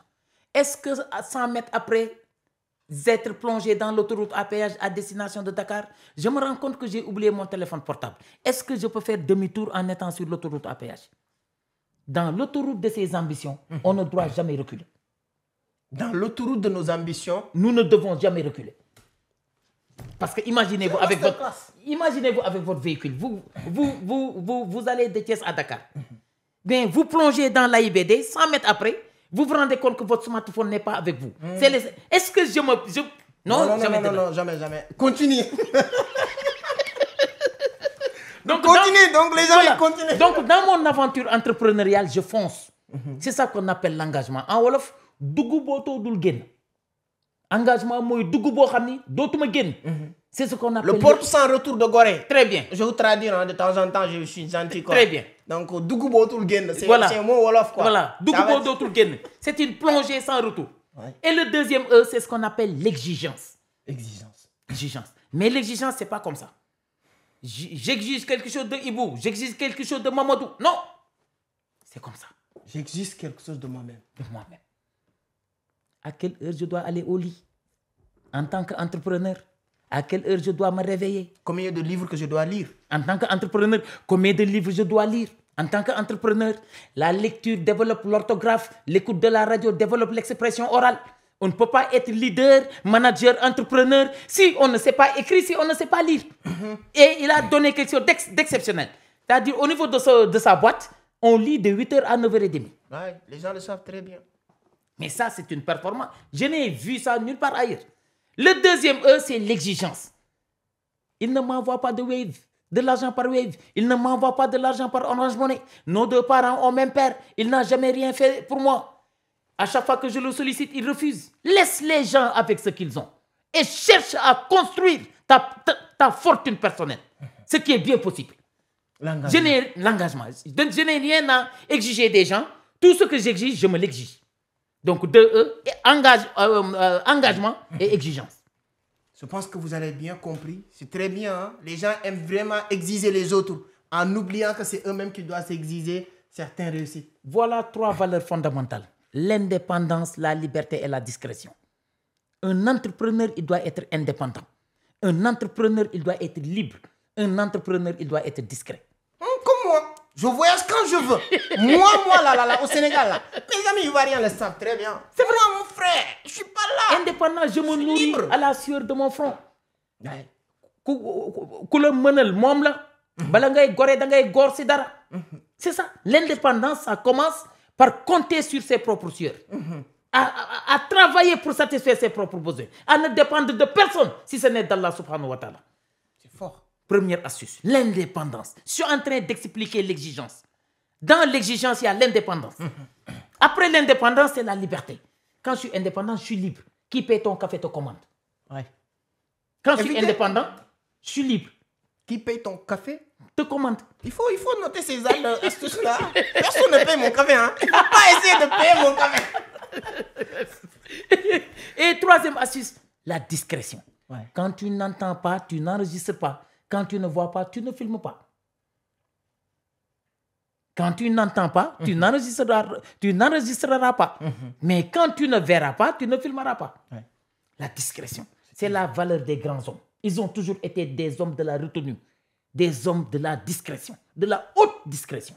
C'est très important. C'est très important. Ça avec Henry Ford. Les gens disaient que tu ne parles pas trop. Il dit que les gens qui font, ils n'ont pas le temps de parler. Exactement. Quand tu parles trop, parce que tu n'as rien à faire. Mais quand tu as beaucoup de choses à faire, tu laisses les gens qui n'ont rien à faire parler. C'est très important. Et vous avez dit quelque chose que j'adore tout à l'heure. Vous avez dit la créativité. Moi, j'adore ça parce que moi, souvent, les gens me disent, je suis très spirituel. C'est un peu différent avec voilà, très bien. Être religieux. On dit que Dieu a créé l'homme, l'âme de l'homme à son image. Et le plus grand créateur, c'est Dieu. Parce que le plus grand créateur que tu vas me dire est créé par Dieu. Oui. Donc, pour faire preuve de cette image de Dieu qui est en nous, la seule chose qu'on peut faire, c'est de faire preuve de créativité. C'est pourquoi un homme doit apprendre à créer. Absolument. Et lorsque j'ai compris ça, la première chose que j'ai fait, c'est créer ma page YouTube. Et j'ai créé mes livres. Et ça nous sort de la monotonie consommative. Quand tu crées, tu diversifies. Je dis, mes amis, je leur dis que quand tu es toujours consommateur, moi, je divise le mot en deux. Oui. Tu es con. Tu es con. Oui. Sommateur. Sommateur, ok. C'est-à-dire que un vrai consommateur, il n'est pas uniquement consommateur, mais il est con d'abord. Quand on appelle quelqu'un, on lui dit que lui, il est tellement con. C'est-à-dire que je dis qu'un vrai consommateur, il est con d'abord avant d'être consommateur. Le mot est divisé en deux. Okay. Donc, quelqu'un pour réussir, il faut entrer dans la créativité, dans la productivité pour réussir. Et les gens qui passent tout leur temps à faire que consommer, ça va être très difficile de réussir parce que le monde, 5% de la population mondiale qui détient l'économie mondiale, ce sont tous des producteurs et des créateurs. Dans l'entrepreneuriat, il faut le culte de l'innovation et la culture de la qualité. Je vais vous donner l'exemple de Samsung. Samsung est créé en 1938 par un vieux sud-coréen qui s'appelle M. Chung Byung-lee. Chung-Byung-lee. En 1938. C'est notre meilleure émission. M. Chung Byung-lee. Et il a créé, ça ne vendait que du riz et du sucre. Un jour, du riz et du sucre. Le Samsung qui vend les téléphones aujourd'hui. Le Samsung là qui est devenu FMN, firme multinationale, dans tous les domaines, c'est créé en 1938. Et ça ne vendait que du riz. Ça ne vendait que du riz et du sucre. Et imaginez-vous un jour, le gars il a confectionné 150 000 nouveaux modèles destinés à l'embarquement, à l'exportation. Un de ses amis vint dans l'entreprise, il lui offrit un modèle. Le gars il rentre à la maison, il découvre une toute petite défaillance technologique. Il revient avec le téléphone voir M. Chung Bim Lee, qui dit, les téléphones qui sont au port, ramenez-les-moi, les 150 000 nouveaux modèles. On alla les rapatrier. Il convoqua tous les ouvriers, toutes les ressources humaines. Il leur dit, il brûla les 150 000 nouveaux modèles devant eux. Les gens pleuraient parce que c'est des centaines et des centaines d'heures qui sont parties ainsi en fumée. Il leur dit, rentrez dans vos bureaux et faites-moi de la qualité. C'est la raison pour laquelle le Samsung Dios, ça tombe du premier étage. Assure-toi qu'aucune pièce ne manque. Tu rassembles, tu appuies sur on et ça redémarre. L'exigence. L'exigence. Revient encore. Exactement. Donc, et l'autre chose, c'est quoi? L'innovation. La créativité dont vous parlez tout à l'heure. Samsung, le PDG de Samsung, M. Chung Bim Lee, a appelé tous ses employés devant lui. Il leur insuffla ainsi un électrochoc en leur disant, changez-moi tout, sauf votre femme et vos enfants. Lorsque j'entreprends, je dois créer de nouveaux modèles, créer des choses intéressantes, sortir de l'ordinaire, sortir des chantiers battus, être original. Et c'est ça qui va faire que les gens continueront à s'intéresser à ce que vous faites. Mes chers amis, changez tout, hein, sauf vos femmes et vos enfants. Je pense qu'aujourd'hui, là, même nos techniciens doivent payer, hein, parce qu'ils sont en train de faire une formation. Et j'espère qu'ils sont en boulot, parce qu'il y a beaucoup de sous-titrage de temps en temps qu'il faut rajouter, mes amis. Hein, il ne faut pas jouer avec les Ivoiriens. Hein. Je ne sais pas si vous connaissez les Ivoiriens. C'est vrai, c'est vrai. En tout cas, c'est très bien. On va partir sur les D. Sur les D, le 4D. 4D. Mon entreprise, mon aventure entrepreneuriale, je dois la désirer. Premier D. Premier D, le désir de le faire. Le désir. C'est-à-dire, vous qui êtes passionné d'audiovisuel, ben, au début, ce n'était pas donné. Vous avez dû vraiment rencontrer des épreuves des plus périlleuses. Mais à chaque fois que vous avez été là, vous avez tenu bon. Le désir de le faire. Tant que je n'y arrive pas, je n'abandonnerai pas. Je n'abdique pas, je ne démissionne pas, je ne baisse pas les bras. Je m'accroche à ce que je veux et je porte des œillères. Un entrepreneur, il doit porter des œillères. Il doit éviter d'être distrait à droite ou d'être distrait à gauche. Il fonce vers l'objectif. C'est ça qu'on appelle le désir de le faire. Le désir de le faire. Aujourd'hui, avec tous les outils de distraction qui sont à notre disposition, ces petits outils-là, moi, personnellement, ça me rapporte pas mal quand même. Oui. Voilà. Oui. Mais il y a beaucoup de personnes, y compris moi, c'est des outils de distraction. Chaque instant, chaque minute, il y a des sources inutiles. Si vous rentrez sur TikTok, tu peux passer de 8h à 20h sans rien faire. Sans t'en rendre compte d'ailleurs. Donc, le désir, s'il vous plaît. Le désir de désirez ce que vous avez envie de faire. Désirez ce que vous avez envie de faire. Je vous avais entendu une fois que tu dis qu'il y a une grande différence entre désir et plaisir. Merci beaucoup. Le plaisir, si je n'y arrive pas, il n'y a pas mort d'homme. Voilà. Je le fais si c'est bon. Je me plais de descendre et d'acheter un hamburger. Je descends, je trouve le restaurant fermé, je ne meurs pas. Mais je renonce à demain. Je vais chez moi, je fais de la bouillie de riz ou de la bouillie de mil. Mais quand je désire une aventure entrepreneuriale, ça va, je ne me fatigue pas. Parce qu'il y a la passion qui est le moteur de l'ambition. Une ambition sans passion n'éclorera pas. Parce que c'est la passion qui est cette énergie supplémentaire qui nous permet de continuer à encore avancer lorsque l'horizon s'assombrit. Lorsque les choses deviennent très difficiles, il n'y a que la passion qui permet à l'ambition de continuer à avancer. Mes chers amis, le désir. Le désir de le faire. Donc moi, j'ai noté. Deuxième D, la décision de passer à l'action. La décision de passer à l'action. En wolof, ken du jëf ba raw la nga fas yéene di wax ba dab ko. Ken du jëf ba raw la ngay wax ba dab ko. Quelqu'un ne te devancera pas de par la pertinence et la grandeur de ses actes et que tu veuilles le rattraper par de simples paroles vaines et déconstructives. Jamais. Jamais de la vie. Vous êtes devant moi grâce à vos actes pertinents. Moi, je suis là en train de vouloir parler pour vous rattraper. Je ne verrai même pas votre ombre. L'action. Le troisième D, la détermination. Qu'il pleuve, qu'il neige, qu'il fasse beau ou non, je m'accroche à ce que je veux. Je n'abdique pas, je ne démissionne pas, je ne renonce pas, je ne me décourage pas. La détermination. La détermination. Le quatrième D, il a construit les pays asiatiques, c'est la discipline. Avant de venir sur la discipline, la détermination, j'adore. C'est un grand mot. Martin Luther King disait, si tu peux plus voler, courir. Si tu peux plus courir, marche. Si tu peux plus marche, rampe. Mais quoi qu'il arrive, tu dois continuer à avancer. C'est la détermination. Merci beaucoup. Quel bel adage. Martin Luther King Jr. Et à la fin de l'émission, vous me dicterez ça. Non problème. J'adore voilà, Martin Luther King. Donc, discipline. La discipline. Elle a construit les pays asiatiques. Allez-y en Chine. Vous n'entendrez jamais un téléphone portable sonner en public. En Chine. C'est un ami qui est allé en Chine en stage, qui est revenu 6 mois après. Je lui ai dit, boy, raconte-moi comment ils ont fait pour se développer. Il m'a dit, cher ami, en Chine, tu n'entendras aucun téléphone portable sonner en public par peur de déranger autrui. Donc, moko lu ñu faati la ñun ñi naan kaamil bi ñoo fi dàq perturbé ñoo fi dàq déranger. Ce paradoxe. Toujours le paradoxe sénégalais. La discipline. Il me dit, en Chine, tu montes dans les bus en faisant l'appoint. Le receveur, ce n'est pas un commerçant. Ce n'est pas à lui de vous rendre la monnaie. Hein? Ici, on est obligé de mettre des affiches pour dire, ne présentez pas des billets de 2000, ne présentez pas des billets de 5000. La discipline. En Chine, à 17h, tout le monde pratique un sport de son choix. Pourquoi? Des ressources humaines de qualité. En quantité, mais en excellente santé. Et le sport, ça donne la santé.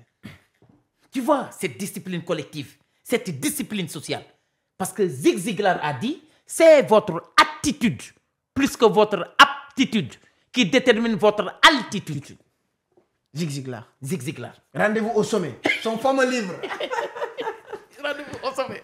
Tu as vu, c'est la discipline qui développe les pays. Et comme je l'ai dit, sans discipline, il n'y a que de l'errance. Sans discipline, il n'y a que le fait de tourner autour du pot. C'est la discipline le premier intrant. Cher ami et frère, monsieur Sek, imaginez-vous, regardez, le développement d'un pays, ce n'est pas une question de l'étendue du pays. Ce n'est pas une question de ressources naturelles. Ce n'est pas une question d'âge. Dites-moi pourquoi, s'il vous plaît, cher ami. Pourquoi? Regardez des pays comme l'Inde et la Corée. Ils ont plus de 1000 ans. Et jusqu'à présent, ils frappent à la porte de l'émergence. Au moment où des pays comme la Suisse sont de jeunes États émergents qui ont parvenu à se développer. Qui sont parvenus à se développer. Moi, j'étais à Dubaï, un pays de moins de 1 million de personnes, mais de 1 million d'habitants. Merci. Le pays n'a rien à part le pétrole. Rien. On les appelle les pétrodollars. Ils ont construit le pays dans un désert. Un pays où il n'y a pas de mer, ils ont créé une mer artificielle. Artificielle. Un pays où il n'y a rien, il y a 50 ans de cela, et aujourd'hui, Américains, Chinois, Européens, quand tu mets les pieds dans ce pays-là, c'est-à-dire que tu es ébloui, tu es charmé. Par ce qu'ils sont construits. Moi, j'ai acheté le livre du Cheikh, Cheikh Ben El Maktoum, le patron de Dubaï. Je lis, je pose. Parce que ce qu'il explique, c'est très profond. À chaque fois qu'il prend une décision pour faire quelque chose à Dubaï, parce que c'est des cités à l'intérieur de Dubaï, les gens lui disaient que même sa famille, ce n'est pas possible. Mais sa détermination de le faire et la discipline. Mais il y a une partie que j'adore. Il dit, on l'a dit que, comment tu es fait pour devenir aussi fort, cher Ben? Il dit parce que les temps difficiles créent des hommes forts. Les temps difficiles créent des hommes forts. Vous entendez parler de cela? C'est profond, cher frère. Oui, parce qu'il dit que ses parents n'avaient pas les moyens. Ses parents leur mettaient dans un temps très difficile. Monsieur Sadio Mané, avec son ballon en tissu. Exactement. Et il dit ces temps forts, ces temps difficiles, créent des hommes forts. Et les hommes forts créent des temps faciles. Machallah. Et les temps faciles créent des hommes faibles. Et les hommes faibles créent des temps difficiles. Tu vois? Quand tu es né dans une situation très difficile, tu deviens fort. La valeur de l'épreuve. L'université des épreuves. Exactement. Quand tu es fort maintenant, toi, forcément, tu vas créer des temps faciles. Oui. C'est pourquoi lui, il crée des temps faciles pour toutes les personnes qui viennent à Dubaï. Mais toutes ces personnes qui vont naître dans ce temps facile-là, ils ne vont pas savoir cette détermination, ce courage, ils vont créer maintenant des temps difficiles, des temps faciles. Et ces temps faciles vont créer des hommes faibles. Et les femmes faibles vont créer encore des temps Le difficiles. développement d'un pays, ce n'est pas une question de ressources naturelles, ni d'étendue du pays, ni d'âge. C'est la détermination et la C'est discipline. le comportement. Le comportement qui construit un pays. J'ai remarqué une chose à Dubaï. Quand tu viens dans un restaurant, c'est ton téléphone que tu mets dans votre chaise ou bien dans une table pour prendre place. Ah bon? Partir chez toi, fais semblant d'oublier ton téléphone, tu pars. 5 heures de temps, tu reviens, tu prends. Wallahi. Les gens, comme vous l'avez dit tout à l'heure, on est à la télévision, il y a beaucoup de personnes qui nous suivent. Oui. Tu mets ton téléphone sur le territoire, là où tu prends le bus, tu pars. Le téléphone te suit chez toi. Tellement discipliné, c'était 2021, la première fois que j'étais parti. La première chose qui m'a marqué, sur les passages piétons. Tu arrives dans une passage piéton, il y a beaucoup de personnes qui sont là. Je salue tous mes amis de Dubaï. Il y a beaucoup de personnes qui sont là à côté, en train d'attendre. Il n'y a ni voiture gauche, ni voiture droite. Vous savez pourquoi il attend? Oui. Il attend le feu vert. Ici. C'est un pays où il ne met pas en prison rapidement, à Dubaï. Ah d'accord. Ah, d'accord. Mais il y a trop d'amendes Il y a trop d'amendes. pour discipliner les gens. Un petit faux pas, on t'amende $3,000. Moi, en 2021, j'étais là-bas vers Covid. À chaque fois que je descends sur l'hall de mon hôtel, j'enlève le masque. Et à chaque fois que le mec me dit qu'il faut porter le masque et tout ça, moi, à chaque fois que je reviens sans masque. Il me dit que ce sera la dernière fois que je te le dis. Pourquoi la police ne t'a pas encore interpellé dans cet hôtel? Parce qu'on sait que tu n'es pas d'ici. Mais prochaine fois, on va venir et on va t'amender 3,000 dirhams. 3,000 dirhams, c'est équivalent de $1,000. 600,000. 600 000. C'est Pour une amende de ne pas porter de masque. Pour confirmer excessif. ce que vous parlez de la discipline. Vous savez, l'économie n'émergera pas tant que les mentalités n'émergeront pas. L'économie ne se développera pas tant que les mentalités ne se développeront pas. C'est très, très profond. C'est très profond.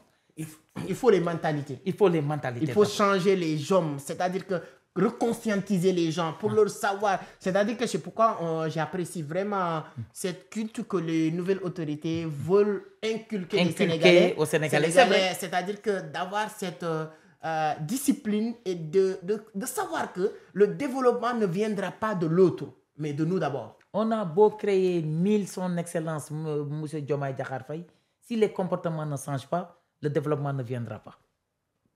C'est moi qui vous dis ça. Parce que le développement, il est d'abord culturel avant d'être économique et technologique. Le développement, il est d'abord culturel avant d'être économique et technologique. Si les mentalités n'émergent pas, l'économie n'émergera pas. Donc au Sénégal, en Afrique, le seul défi que nous avons, c'est ni l'émergence, ni le développement, mais c'est de renouer avec nos racines socioculturelles de base. Une fois ce préalable-là conquis, le développement et l'émergence viendront tout seuls. Alors, je pense qu'on a appris beaucoup de choses, les amis. Vraiment, donnez votre point de vue sur les commentaires. C'est toujours un plaisir de vous lire. Vraiment, je veux beaucoup de cœur pour le docteur parce qu'aujourd'hui, moi, je ne sais pas quoi lui dire. Je ne peux jamais lui dire merci. Parce que moi-même, j'apprends beaucoup de choses avec lui. Oui. Et aujourd'hui, je pense qu'on a appris beaucoup. On a parlé des 4F, on a parlé des 4D. Docteur, on va parler de quoi encore? On va parler des 4J. 4J. C'est en Wolof le Djom, le Djoub, le Djomb et le Djambare. Le Djom, c'est-à-dire quand tu entreprends, tu dois en permanence te surpasser et dépasser tes limites. C'est-à-dire tu ne dois jamais faire moins que la veille. À chaque fois, tu te remets en question. Et c'est quoi se remettre en question? C'est se poser des questions. C'est ça la remise en question personnelle. Donc le Djom, vous savez, le Djom, ça permet à une personne que ton aïeux ne te porte pas sur tes épaules et que tu sois de petite taille que lui. C'est-à-dire, Djom mooy tax nit du la tungoom nga gën koo gàtt. Djom mooy tax nit du la tungoom nga gën koo gàtt. Yenn saa yi nga gis nit ñu tungoom ko mu gën a gàtt ki ko tungoom. Loolu yaafus moo koy waral. Yaafus. Djom contraire yaafus. Nit bu yaafusee. ki ko tungoom. da koy gën a gàtt. waaye nit boo amee Djom ki ko tungoom da koy sut. C'est ça l'éternel surpassement de soi et le dépassement de de ses capacités. C'est très important. Il y a des gens, ce que j'ai compris sur ça, sur mes amis de la Côte d'Ivoire, c'est-à-dire qu'il y a quelqu'un qui est là pour toi et qui fait tout pour toi, Oui. mais tu es toujours au-dessus de lui. Tu cherches jamais à faire plus, tu cherches jamais à faire un peu même d'effort. Il doit t'inspirer pour connaître de meilleurs résultats. Et dans la vie, tout ce qui n'avance pas recule. Donc l'entrepreneur, il doit avoir un esprit entrepreneurial. Mieux, une culture entrepreneuriale. Mais teintée de valeurs cardinales telles que le jom. Ni dafay am jom. Et je vais raconter une anecdote. Un jour, tu sais, dans la société traditionnelle, tu te levais un jour et tu dis à ton enfant, va passer la journée chez ta tante, va passer la journée chez ton oncle. Pourquoi? Quel a été le but et la finalité? C'était pour que cet enfant-là recueille des conseils, des stratégies, une nouvelle vision de la part de l'homme chez qui il a été. Et un jour, Cheikh Ahmadou Bamba Khadim Rassoul a demandé à Cheikh Salih Mbacké, son enfant, d'aller passer la journée auprès de Mame Thierno Birahim Mbacké à Darou Mouhty. Et quand il est allé, Mame Thierno lui a dit l'excellent travail qu'a accompli votre père pour le vénéré prophète Sayyidina Muhammad sallallahu alayhi wa sallam. À part la grâce d'Allah subhanahu wa ta'ala, il le doit à un seul mot, c'est le jom. C'est liggéey bu rafet bi sa baay bi liggéeyal yonent bi alayhi salaatu wasalaam ginnaaw dogalu yàlla muy dogal benn baat moo ko may muy jom. kon rëkk waay Mbàkke na nga yokk jom. te li nga xamul mooy suñu sàq yaa ngi fees dell benn ñanaaw du la maanaam dara du la topp. suñu ngunu yaa ngi fees dell ak ay njanaaw dara du la si topp. suñu gétt gaa ngi ne fees dell ak ay xaraki nag gi béy desu la si jox dara. tey da ngay ñibbi ak benn baat ngay ñibbi wàlle muy jom. Aujourd'hui, tu ne vas rentrer qu'avec un seul mot, c'est le jom. On ne va te donner ni mil, ni maïs, ni arachide, ni poulet, ni bétail. Mais tu vas rentrer avec un seul mot, c'est le jom. C'est avec ce jom-là que Cheikh Salih Mbacké a construit Khelcom. C'est avec ce jom-là que Cheikh Salih Mbacké a construit une génération de jeunes disciples. Ouais. jox leen ma xale yi. ma def si ñoom lu sëñ Bamba doon def ci mag ñi. Macha allah loolu jom moo koy may nit. Le jub en ce 21e siècle. Le plus grand chantier, c'est le développement de sa personne, le développement de sa personnalité. En ce 21e siècle, le plus grand chantier, c'est la droiture et la crainte révérentielle d'Allah subhanahu wa ta'ala. La droiture. La droiture. Les gens veulent faire comme ça. Hein? Très bien. Le plus grand chantier, c'est le développement de sa personne. La plus grande infrastructure, c'est toi-même, ta personnalité. Ouais.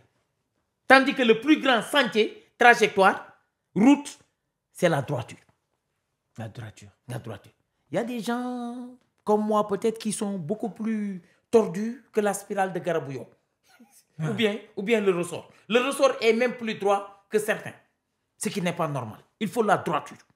Tu dois faire des choses nobles, des choses élevées, des choses bénies. C'est ça fondamentalement qui soutient la spiritualité divine. Troisième mot, c'est le jomb.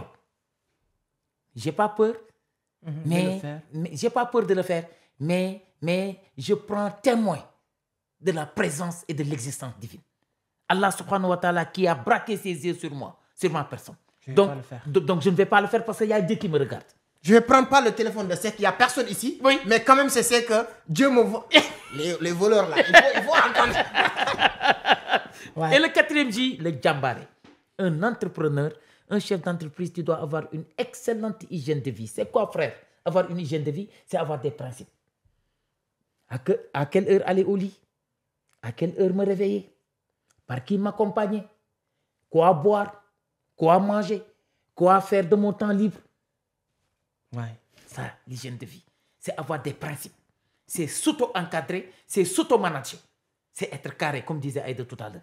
Donc, quand je suis carré, je me donne des principes. Je ne dois pas mener une vie dispersée. Je ne dois pas mener une vie insensée. Je ne dois pas mener une vie éparpillée. En tant qu'entrepreneur, j'ai une équipe sur laquelle je veille. J'ai une équipe qui compte sur moi. Je m'oublie et je m'occupe des conditions de vie de cette équipe-là dont je suis le meilleur espoir. L'entrepreneuriat, c'est un esprit. C'est un esprit. C'est un esprit. C'est une culture.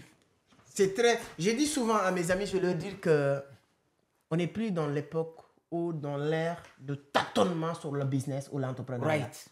Quand vous vous tâtonnez, vous n'allez rien accomplir. Exactement. Tu dois être carré, tu dois savoir ce que tu fais, tu dois être précis.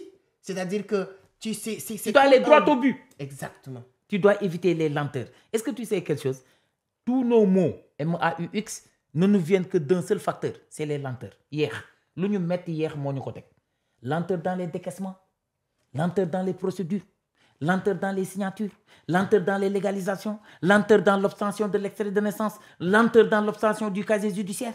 Il est temps que l'on accélère la cadence pour aller à l'émergence et au développement. Et cette nouvelle attelage-là gouvernemental a mis l'accent sur ça. Il faut aller vite. Non, ça c'est très important. C'est-à-dire qu'il faut que les gens arrêtent. Moi, je pense qu'aujourd'hui, au 21e siècle, comme on l'a dit, avec l'évolution de la technologie, les trucs de casier judiciaire, les extraits de naissance, on doit avoir un moyen de le tirer, même si tu payes. C'est-à-dire que ça permet même l'État de gagner beaucoup d'argent. Ça doit être automatique. Parce qu'aujourd'hui, moi, si on me demande de tirer mon extrait de naissance en payant même 1000 francs ou 2000, je suis prêt à le faire que de me déplacer. Et ça passera par l'informatisation de l'État civil. Un État civil informatisé. Si demain, on ne va plus dire qu'on a brûlé ici ou ceci ou cela, ça c'est dépassé. Merci beaucoup. On dit à l'université, on a brûlé, je ne sais pas quoi, on dit qu'on ne va pas perdre les archives, etc. Tu viens avec ta carte nationale d'identité, avec un ancien extrait. On rentre le numéro, l'extrait apparaît sur l'écran, on imprime et on donne à l'officier qui est derrière qui signe « Bonne journée monsieur et bonne chance pour votre concours ». C'est dans cette ère qu'on vit, mais il ne faut pas que nous, on ait en retard, c'est très important. Les lenteurs. Les lenteurs dans les procédures, les lenteurs dans les financements, les lenteurs dans les décaissements. C'est la raison pour laquelle un entrepreneur, tu dois éviter toute forme de procrastination et toute forme de lenteur. La procrastination, c'est la malheureuse habitude qu'a un individu de remettre à demain ce qu'il doit faire aujourd'hui. C'est ça la procrastination. C'est le pire des vices. Remettre à demain ce que tu peux faire aujourd'hui. Ce que tu peux faire aujourd'hui. Pourquoi tu attends demain? Fais-le. Hier, c'est dépassé et passé. Demain, ce n'est pas encore arrivé. Tout ce dont je dispose, tout ce que j'ai, c'est aujourd'hui. Right now. I have to do it right now. C'est ça être dans la célérité. La différence entre les Américains et les francophones. Moi, il y a certaines choses que j'adore, c'est les anglo-saxons. Ils sont d'un pragmatisme avéré. Sur le pragmatisme et l'encouragement. Un Américain que tu viens, tu fais rien, hein? Tu es devant le caméra et tu dis que wow, grâce, no, thank you very much, c'est-à-dire qu'il encourage la personne tellement qu'on va il te galvanise. Voilà, il te galvanise. Encourager. Exactement, il t'encourage à aller dans la bonne direction. Donc nos caméramans, merci d'avoir filmé. Hein. Merci les amis, c'est très bien. Donc les 4 J, voilà les 4 J. Jom, Djup, Djombu, Djambare. Jom, Djup, Djombu, Djambare. Les 4 P, la patience. La patience dans l'entrepreneuriat. Je ne peux pas démarrer ma petite entreprise. Je ne suis pas connu. Je ne suis pas encore reconnu. Les clients ne me connaissent pas. Mes produits n'ont pas encore été communiqués. L'argent n'a pas commencé à rentrer. Qui paye mes salaires? Moi-même. Qui paye mes chauffeurs? Moi-même. Qui paye mes factures? Moi-même. Qui paye mes impôts? Moi-même. Je ne suis pas encore connu sur le marché. Il y a mes concurrentes qui m'étouffent. Comment dans ces conditions-là je dois abdiquer et renoncer à demain? Je fonce. Être patient. Le début, c'est difficile. The business, les Américains disent que le business, le début, c'est le chemin des pleurs. Le début, c'est le chemin des pleurs. Vous allez pleurer parce que l'argent ne rentre pas. On ne vous connaît pas. On ne connaît pas vos produits. Ouais. Et les urgences financières n'attendent pas. Sont là. Alors, il vous faut serrer les dents. Lorsque le sale temps est là, vous devez serrer les dents, sourire et continuer à avancer. C'est ce qu'on appelle souffrir en silence. Quand vous êtes entrepreneur, vous devez apprendre à souffrir en silence. Merci beaucoup. Ce ne sera pas rose automatiquement. Ouais, ça c'est vrai. Oui. Moi, je me rappelle, lorsque j'ai créé Vision d'Afrique, c'était avec 250 000. Voilà. Au HLM en 2016, j'étais pratiquement seul dans mon entreprise en 2016. Et je l'ai créé, c'était multiservice, mais je l'ai intitulé Vision d'Afrique parce que j'avais cette vision. Machallah. Et je commençais à travailler, c'était très difficile. Des moments très difficiles. Ma mère même ne voulait pas que je crée Vision d'Afrique. Parce qu'à l'époque, je travaillais pour une dame qui me payait 50 000 par mois. Ah, voilà. Madame Tal, je le salue au passage. Elle me payait, bon, c'était bon à l'époque. Mais c'est bien, c'est un bon souvenir. Mais j'apprenais. Donc, en 2016, j'ai dit à ma mère, je vais créer mon propre truc. Ma mère ne voulait pas, parce que c'est pas parce qu'elle ne voulait pas, mais parce qu'elle ne pensait pas que j'étais capable d'y aller seule et comme ça. Et c'est comme ça que j'ai lancé Vision d'Afrique. Je le dis tout le temps dans mes conférences. Et aujourd'hui, nous sommes plus de 100 personnes en temps plein au Sénégal, en Côte d'Ivoire, au Burkina Faso et au Mali. Machallah. Au Sénégal, nous sommes presque 17 personnes en temps plein. Machallah. On a notre senmarché.com. Allez sur la barre de description. C'est une plateforme de vente en ligne qui permet à beaucoup de personnes de vendre leurs produits aujourd'hui. C'est très, très intéressant. Et aujourd'hui, on est suivi. Au début de mes vidéos, ce qu'on est en train de faire, docteur, je vous dis une chose. Tu sais, ce que les premiers commentaires que je recevais, c'était quoi? Quelqu'un qui ne sait pas distinguer les mots féminins ou les mots masculins, comment il peut prétendre être un donneur de leçons? C'était les premiers commentaires que je recevais sur les réseaux et tout.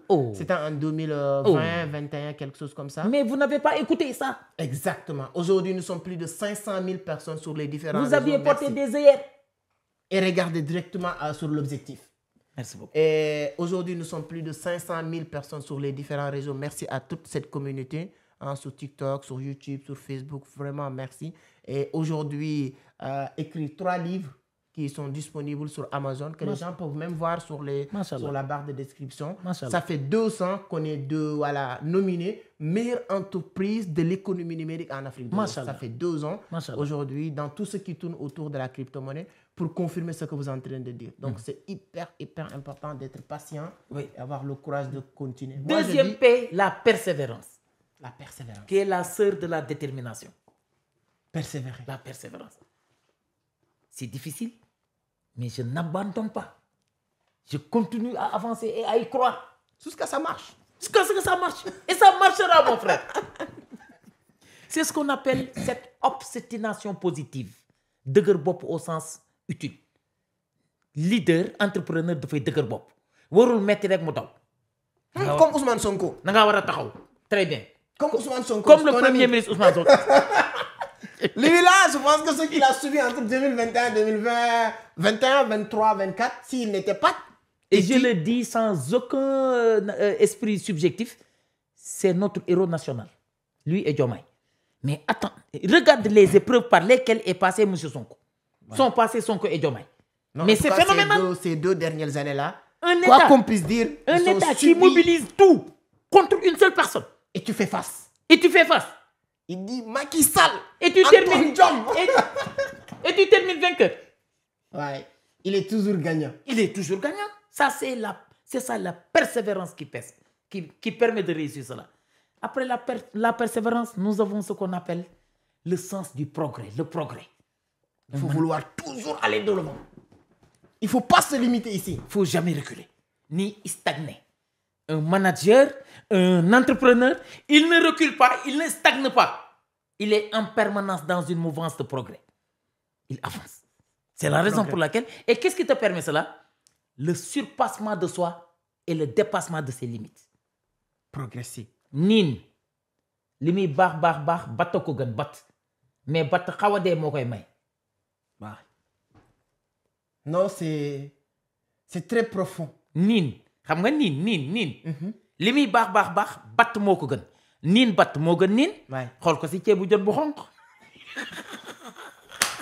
On est au Sénégal, monsieur Ami. On va parler du tchèp. Si on vient à Abidjan, on parle de notre atchèque. Ne vous inquiétez pas. Voyez, nin bat, lan moo koy may doomu aadama bi xaw a dee. Sa waay, tu es seul dans les épreuves. Tu vis une vie de moine. Tu n'es pas considéré. Mais tu dis, c'est pas grave. On n'a jamais vu une course dans laquelle l'on paye au départ. On paye à l'arrivée. On paye à l'arrivée. On paye à l'arrivée. Début compétition Ligue des Champions, c'est bien. Mais aujourd'hui, tout le monde parle de Real Madrid. J'aime pas. Moi, je suis supporter de Barcelone. Je déteste le merengue. Et 4e P, la pertinence. C'est pertinent lorsque c'est intéressant. C'est pertinent lorsque ça fait avancer. C'est pertinent lorsque ça innove. Autrement dit, l'entrepreneur doit toujours être dans des choses intéressantes qui développent la science et qui développent l'entreprise, qui développent l'économie. Mais il ne doit pas être là à verser dans la corruption. Ouais, surtout. Dans la malversation, dans le trafic de drogue, dans ceci, dans cela. Mais il doit être là à faire des choses utiles. Utiles à lui-même, à sa communauté, au pays, à l'économie et à la jeunesse. Surtout. Ce que vous êtes en train de faire. Je pense que cette émission est très pertinente. Et pour nous le prouver, il faut nous le dire sur les commentaires. Je pense qu'on a appris beaucoup de choses. Moi, j'avais noté énormément de questions. Et je pense que je ne pouvais pas finir les questions. D'accord, d'accord. Mais j'ai des questions pièges. Allez-y. Sur tous mes podcasts. À la fin, il y a des questions pièges. Donc, je pense que si je ne prends pas ces questions pièges, et dis-moi si vous voulez, docteur, reviens pour que je continue les questions. Parce que j'avais des questions sur la confiance en soi, Oui, la confiance en communication, soi. Oui, la communication. la prise de parole en public. Exactement. Tout ça, c'est des choses qui méritent d'être développées. Oui, mais malheureusement, tu vois... Le temps. Et je ne vais pas finir sans mes questions pièges. Vous savez, les questions pièges, c'est des stratégies que je fais dans mes vidéos, dans mes podcasts. C'est quoi les questions pièges? Je te donne des images.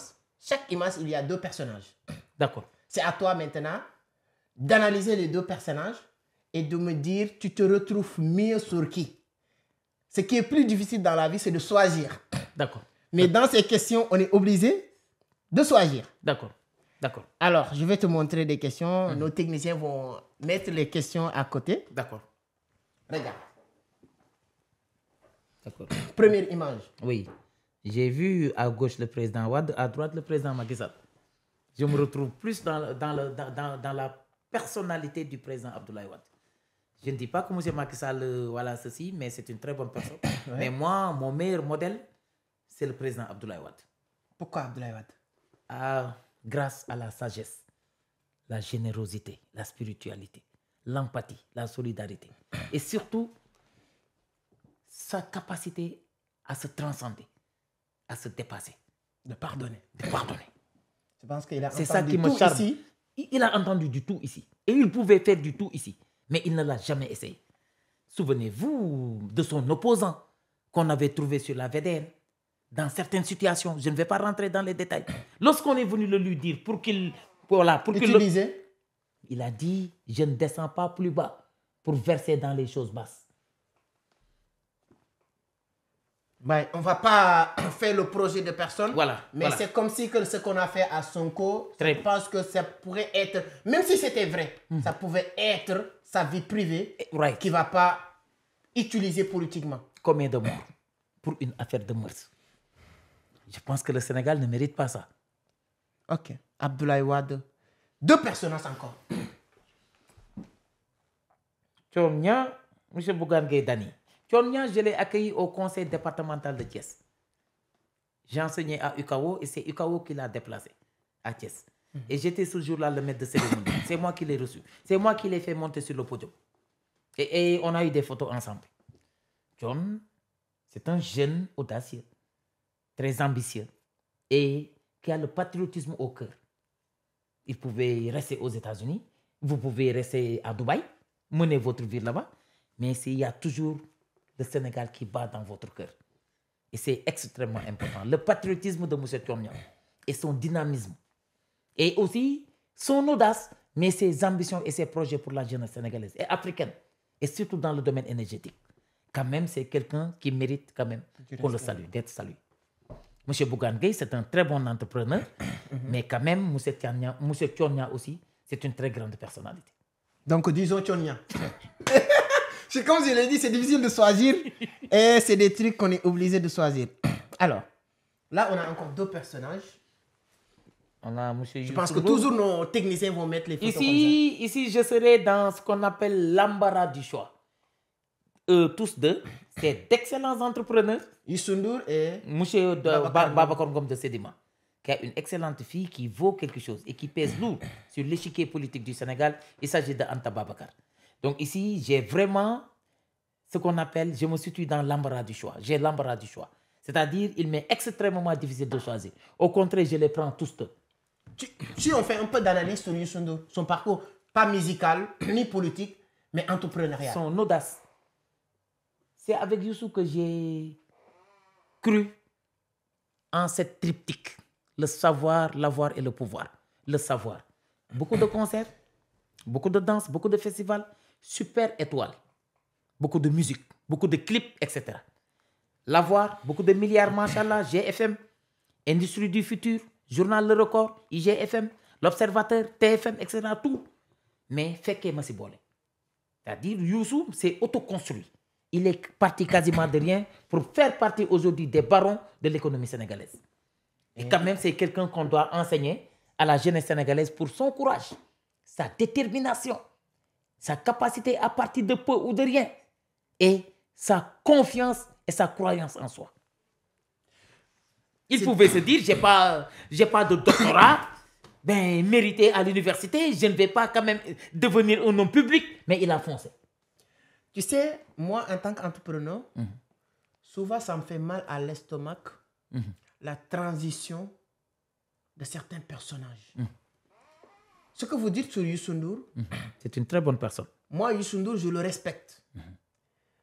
Il devait avoir certains, c'est-à-dire que respect. Moi, je n'ai rien contre son truc de Feke Machibole. Moi, je pense que les gens qui critiquent, qui saluent Youssou N'Dour, ils ne savent pas.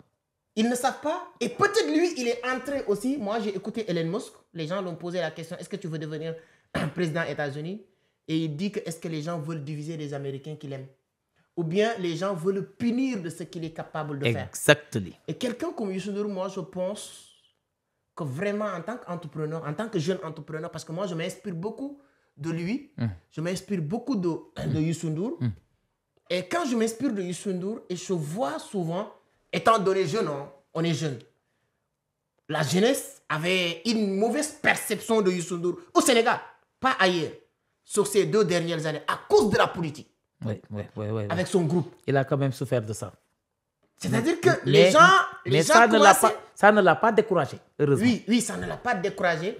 Mais je pense que cette réconciliation que les nouvelles autorités sont en train de parler, je pense personnellement, je suis très petit pour donner des conseils à Youssou N'Dour, il a une staff et tout. Mais je pense qu'il doit travailler à se réconcilier avec les Sénégalais avant qu'il soit trop tard. Parce qu'il n'a rien fait de mal. Mais juste qu'il y a certaines ambitions, ça divise. Si demain, moi, je dis que je vais faire la politique, toutes les personnes qui veulent que l'autre accède au pouvoir, c'est ça la manière de voir la politique en Afrique. Absolument. On te considère comme ennemi. Absolument. Et vraiment, cette comment il s'appelle, analyse que vous faites sur Youssou N'Dour est légitime pour un entrepreneur. Parce que vous n'avez pas fait une analyse politique. Voilà. Si vous faisiez une analyse politique, tu ne vas pas lui donner tous ces... tout ce crédit-là. C'est vrai. C'est une personne quand même qui mérite beaucoup d'applaudissements de la part des Sénégalais. Monsieur Babacar Ngom, c'est un self-made man, lui aussi. Il a roulé la bosse, il a rampé, il a prouvé et il est devenu ce qu'il est devenu aujourd'hui. Et dans le domaine de l'aviculture, c'est le baron de l'aviculture sénégalaise. En Afrique? En Afrique même. Aujourd'hui, c'est uniquement au Sénégal, c'est dommage. Vous savez, certains Sénégalais, moi j'ai écouté professeur Souleymane Bassir Diagne. Oui, c'est un ami à moi. Pourquoi lui, il reste au niveau de Harvard dans ces pays en train d'enseigner? Parce que ce sont des personnes qui ne... Il est super intelligent. Il a fait 20 ans au Sénégal avant de migrer vers les États-Unis. Les États-Unis. Il a enseigné pendant 20 ans. Il a encadré plusieurs centaines de docteurs avant de migrer. Mais aujourd'hui, ces personnes-là, moi, quand je leur analyse et écoute leur discours, pourquoi on peut rester, ils sont peur de la perception des Sénégalais. Right. C'est des gens qui disent que le Sénégal ne met pas la valeur de l'homme. Vous savez que dans les pays développés, aux États-Unis, en France, dans beaucoup de pays, même moi, je prends toujours l'exemple du président Obasanjo. C'est un président que j'ai beaucoup de respect pour lui. Qui s'est bien enraciné dans sa culture. Parce que c'est des personnes qui comprenaient l'importance de développer le meeting national et tout ça. Les pays développés, quand un président voyage, il voyage avec des hommes d'affaires. C'est ici uniquement que tu vois un président qui voyage avec des ministres, des milliardaires. Mais c'est des hommes d'affaires pour vendre. Mais je pense que ça va changer. Avec le secteur privé qu'il a convoqué. Je pense qu'ils vont faire partie de sa délégation sous peu. Alors, il nous reste une seule photo, donc le temps nous est compté actuellement, on n'a plus de temps. On a vraiment, comme on le dit, le sol est fertile, donc tu as envie toujours de semer, mais ça ne va pas finir, on va prendre encore ça. Inch'Allah. Je pense que les internautes vont nous dire comment ça va se passer. Si vous nous dites sur les commentaires que le docteur doit revenir, il va revenir. Donc voici notre dernière photo. 2 personnages que tu connais, tu aimes bien. Machallah. Cheikh Anta Diop, qui est une référence sûre, il fait partie de mes héros. Comme disent les Américains, my heroes. Mais Ousmane Sonko également fait partie de mes modèles et de mes héros. Voilà un homme qui mérite aujourd'hui le titre de héros national. C'est une très grande personnalité. La sens qu'on a avec Ousmane Sonko par rapport à Cheikh Anta Diop, on est conscient de ce sacrifice à son vivant. Donc, Ouais. on doit lui montrer que nous aussi, on est conscient de ce que vous faites, ce que tu as fait. Il faut qu'on évite les hommages posthumes. C'est les hommages qui viennent après le décès de la personne, après le départ de la personne. Mais il nous faut des hommages vivants. Donc ça aussi, ça va être difficile de choisir, hein? Je les prends tous Les deux. deux. Alors, je pense que vous allez voir les images. En tout cas, docteur, Vraiment, merci. c'était un grand plaisir. Oui, c'est partagé, mon frère. J'ai appris beaucoup de choses. Non, c'est moi qui ai appris beaucoup de choses. Merci pour l'humilité. On est ensemble. On est se ensemble. connaît, on est là, docteur, vous enseignez sur beaucoup d'universités. Je sais que le temps vous est compté Oui, mais on est ensemble. et vous avez laissé beaucoup de choses pour venir ici à Dakar, faire des kilomètres. Oui. Donc ça nous va droit au cœur. Merci beaucoup. Et je peux vous dire que c'est quelque chose que je ne vais jamais oublier. Alhamdulillah. Et dites-vous que Vision d'Afrique, ce sont vos enfants, Alhamdulillah. vos petits frères Alhamdulillah. qui sont là-bas et qui sont des jeunes qui ne savent pas à 100% ce qu'ils font. Souvent, tu peux voir que ce soit sur les réseaux, que ce soit hors les réseaux Oui. des choses. N'hésite jamais, Inch'Allah. comme on le dit, de tirer les oreilles pour dire que ce n'est pas ça qu'il faut faire. Inch'Allah. On en aura besoin. Inch'Allah. On est très open sur ça. Alhamdulillah. Et hormis les activités de Vision d'Afrique et les activités de docteur, tout ce qu'on peut faire, Oui, oui. nous, Oui. on ne va pas hésiter de vous soumettre nos propositions. Ça- Et à votre niveau, n'hésitez pas. Vision d'Afrique, c'est votre Vision d'Afrique. Et ça me va droit au cœur. C'est pourquoi tout à l'heure, lorsque vous dites que vous allez venir, je pouvais vous attendre ici, Oui. mais je vous avais attendu au bureau pour que tu connais le bureau Oui, ça- et pour qu'on puisse voilà, dire que ce n'est que le début, ce n'est que notre prise de contact et on va faire beaucoup de choses. Ça m'a beaucoup fait plaisir et j'ai découvert pas mal de choses. Vraiment, vous êtes une très grande personne. Vous êtes un très grand homme. Merci beaucoup. Et quand un savant dit de quelqu'un qu'il est un savant, les gens doivent l'accepter. Je ne dis pas que je suis un savant, mais quand quelqu'un te dit que vous êtes un grand homme, c'est parce que vous êtes un grand homme. Merci, c'est un grand Et plaisir. le meilleur reste à venir. Exactement. Vous êtes une référence sûre, un espoir incommensurable de l'Afrique. Merci. Et vous avez beaucoup à apporter à la jeunesse africaine. Merci, c'est Et un grand sachez plaisir. que c'est votre mission. Je vais, voilà, je vais Et tout ne vous faire. arrêtez jamais. Merci beaucoup. Et vous trouverez toujours en moi un allié sûr, Merci. un frère qui vous estime énormément. Merci, c'est un grand plaisir. Voilà. Donc, merci beaucoup les amis. C'est ça que je voulais partager aujourd'hui avec vous. Comme je l'ai dit tout à l'heure, il y a énormément de choses à partager. Mais comme vous le savez, chaque chose aussi a un fin. Ça Oui. devient un fin. Oui, oui. Donc, peut-être on aura l'occasion de revenir pour vous Inch'Allah. partager. Inch'Allah. Merci à notre équipe technique aussi qui sont là depuis le début pour nous aider, nous encadrer, nous accompagner pour vraiment avoir une meilleure prise, comme on le dit. Hein, c'est les techniciens. Donc, merci à tous. Merci aussi à cette studio. Donc, on va mettre les noms, les informations. Oui. Donc, c'est un studio que les Africains, les Sénégalais doivent approprier. Donc, c'est ce qui marche partout. Il ne faut pas avoir cette rancœur ou bien cette, essayer de vouloir rester toujours dans votre coin. On peut, partager cette énergie ensemble pour développer l'entrepreneuriat. Donc, je pense que si vous êtes en train de chercher les moyens, les mécanismes Oui. pour faire des vidéos, pour faire des podcasts, c'est un bon endroit, Oui. c'est un bon cadre. Oui. Moi, j'ai apprécié le cadre Oui. et vous pouvez aussi l'apprécier. Moi, je vais juste laisser les techniciens mettre un numéro de téléphone Oui. sur lequel Oui. vous pouvez contacter. Si Exact. vous quittez aussi, parce que j'ai beaucoup d'amis qui quittent des autres pays pour venir au Sénégal quelque temps, si vous voulez faire des vidéos avec une bonne prise, vous pouvez passer. Ce que vous allez avoir à Dubaï, à Londres, vous pouvez l'avoir ici. Il y a aussi de la qualité. Donc, voilà ce que je voulais dire. Merci. N'hésitez pas à abonner, à partager la vidéo le maximum possible pour aider d'autres personnes à bénéficier de cette formation qu'on vient de faire parce que cette podcast, c'est une formation. Merci, docteur. Merci beaucoup, mon cher frère. Merci.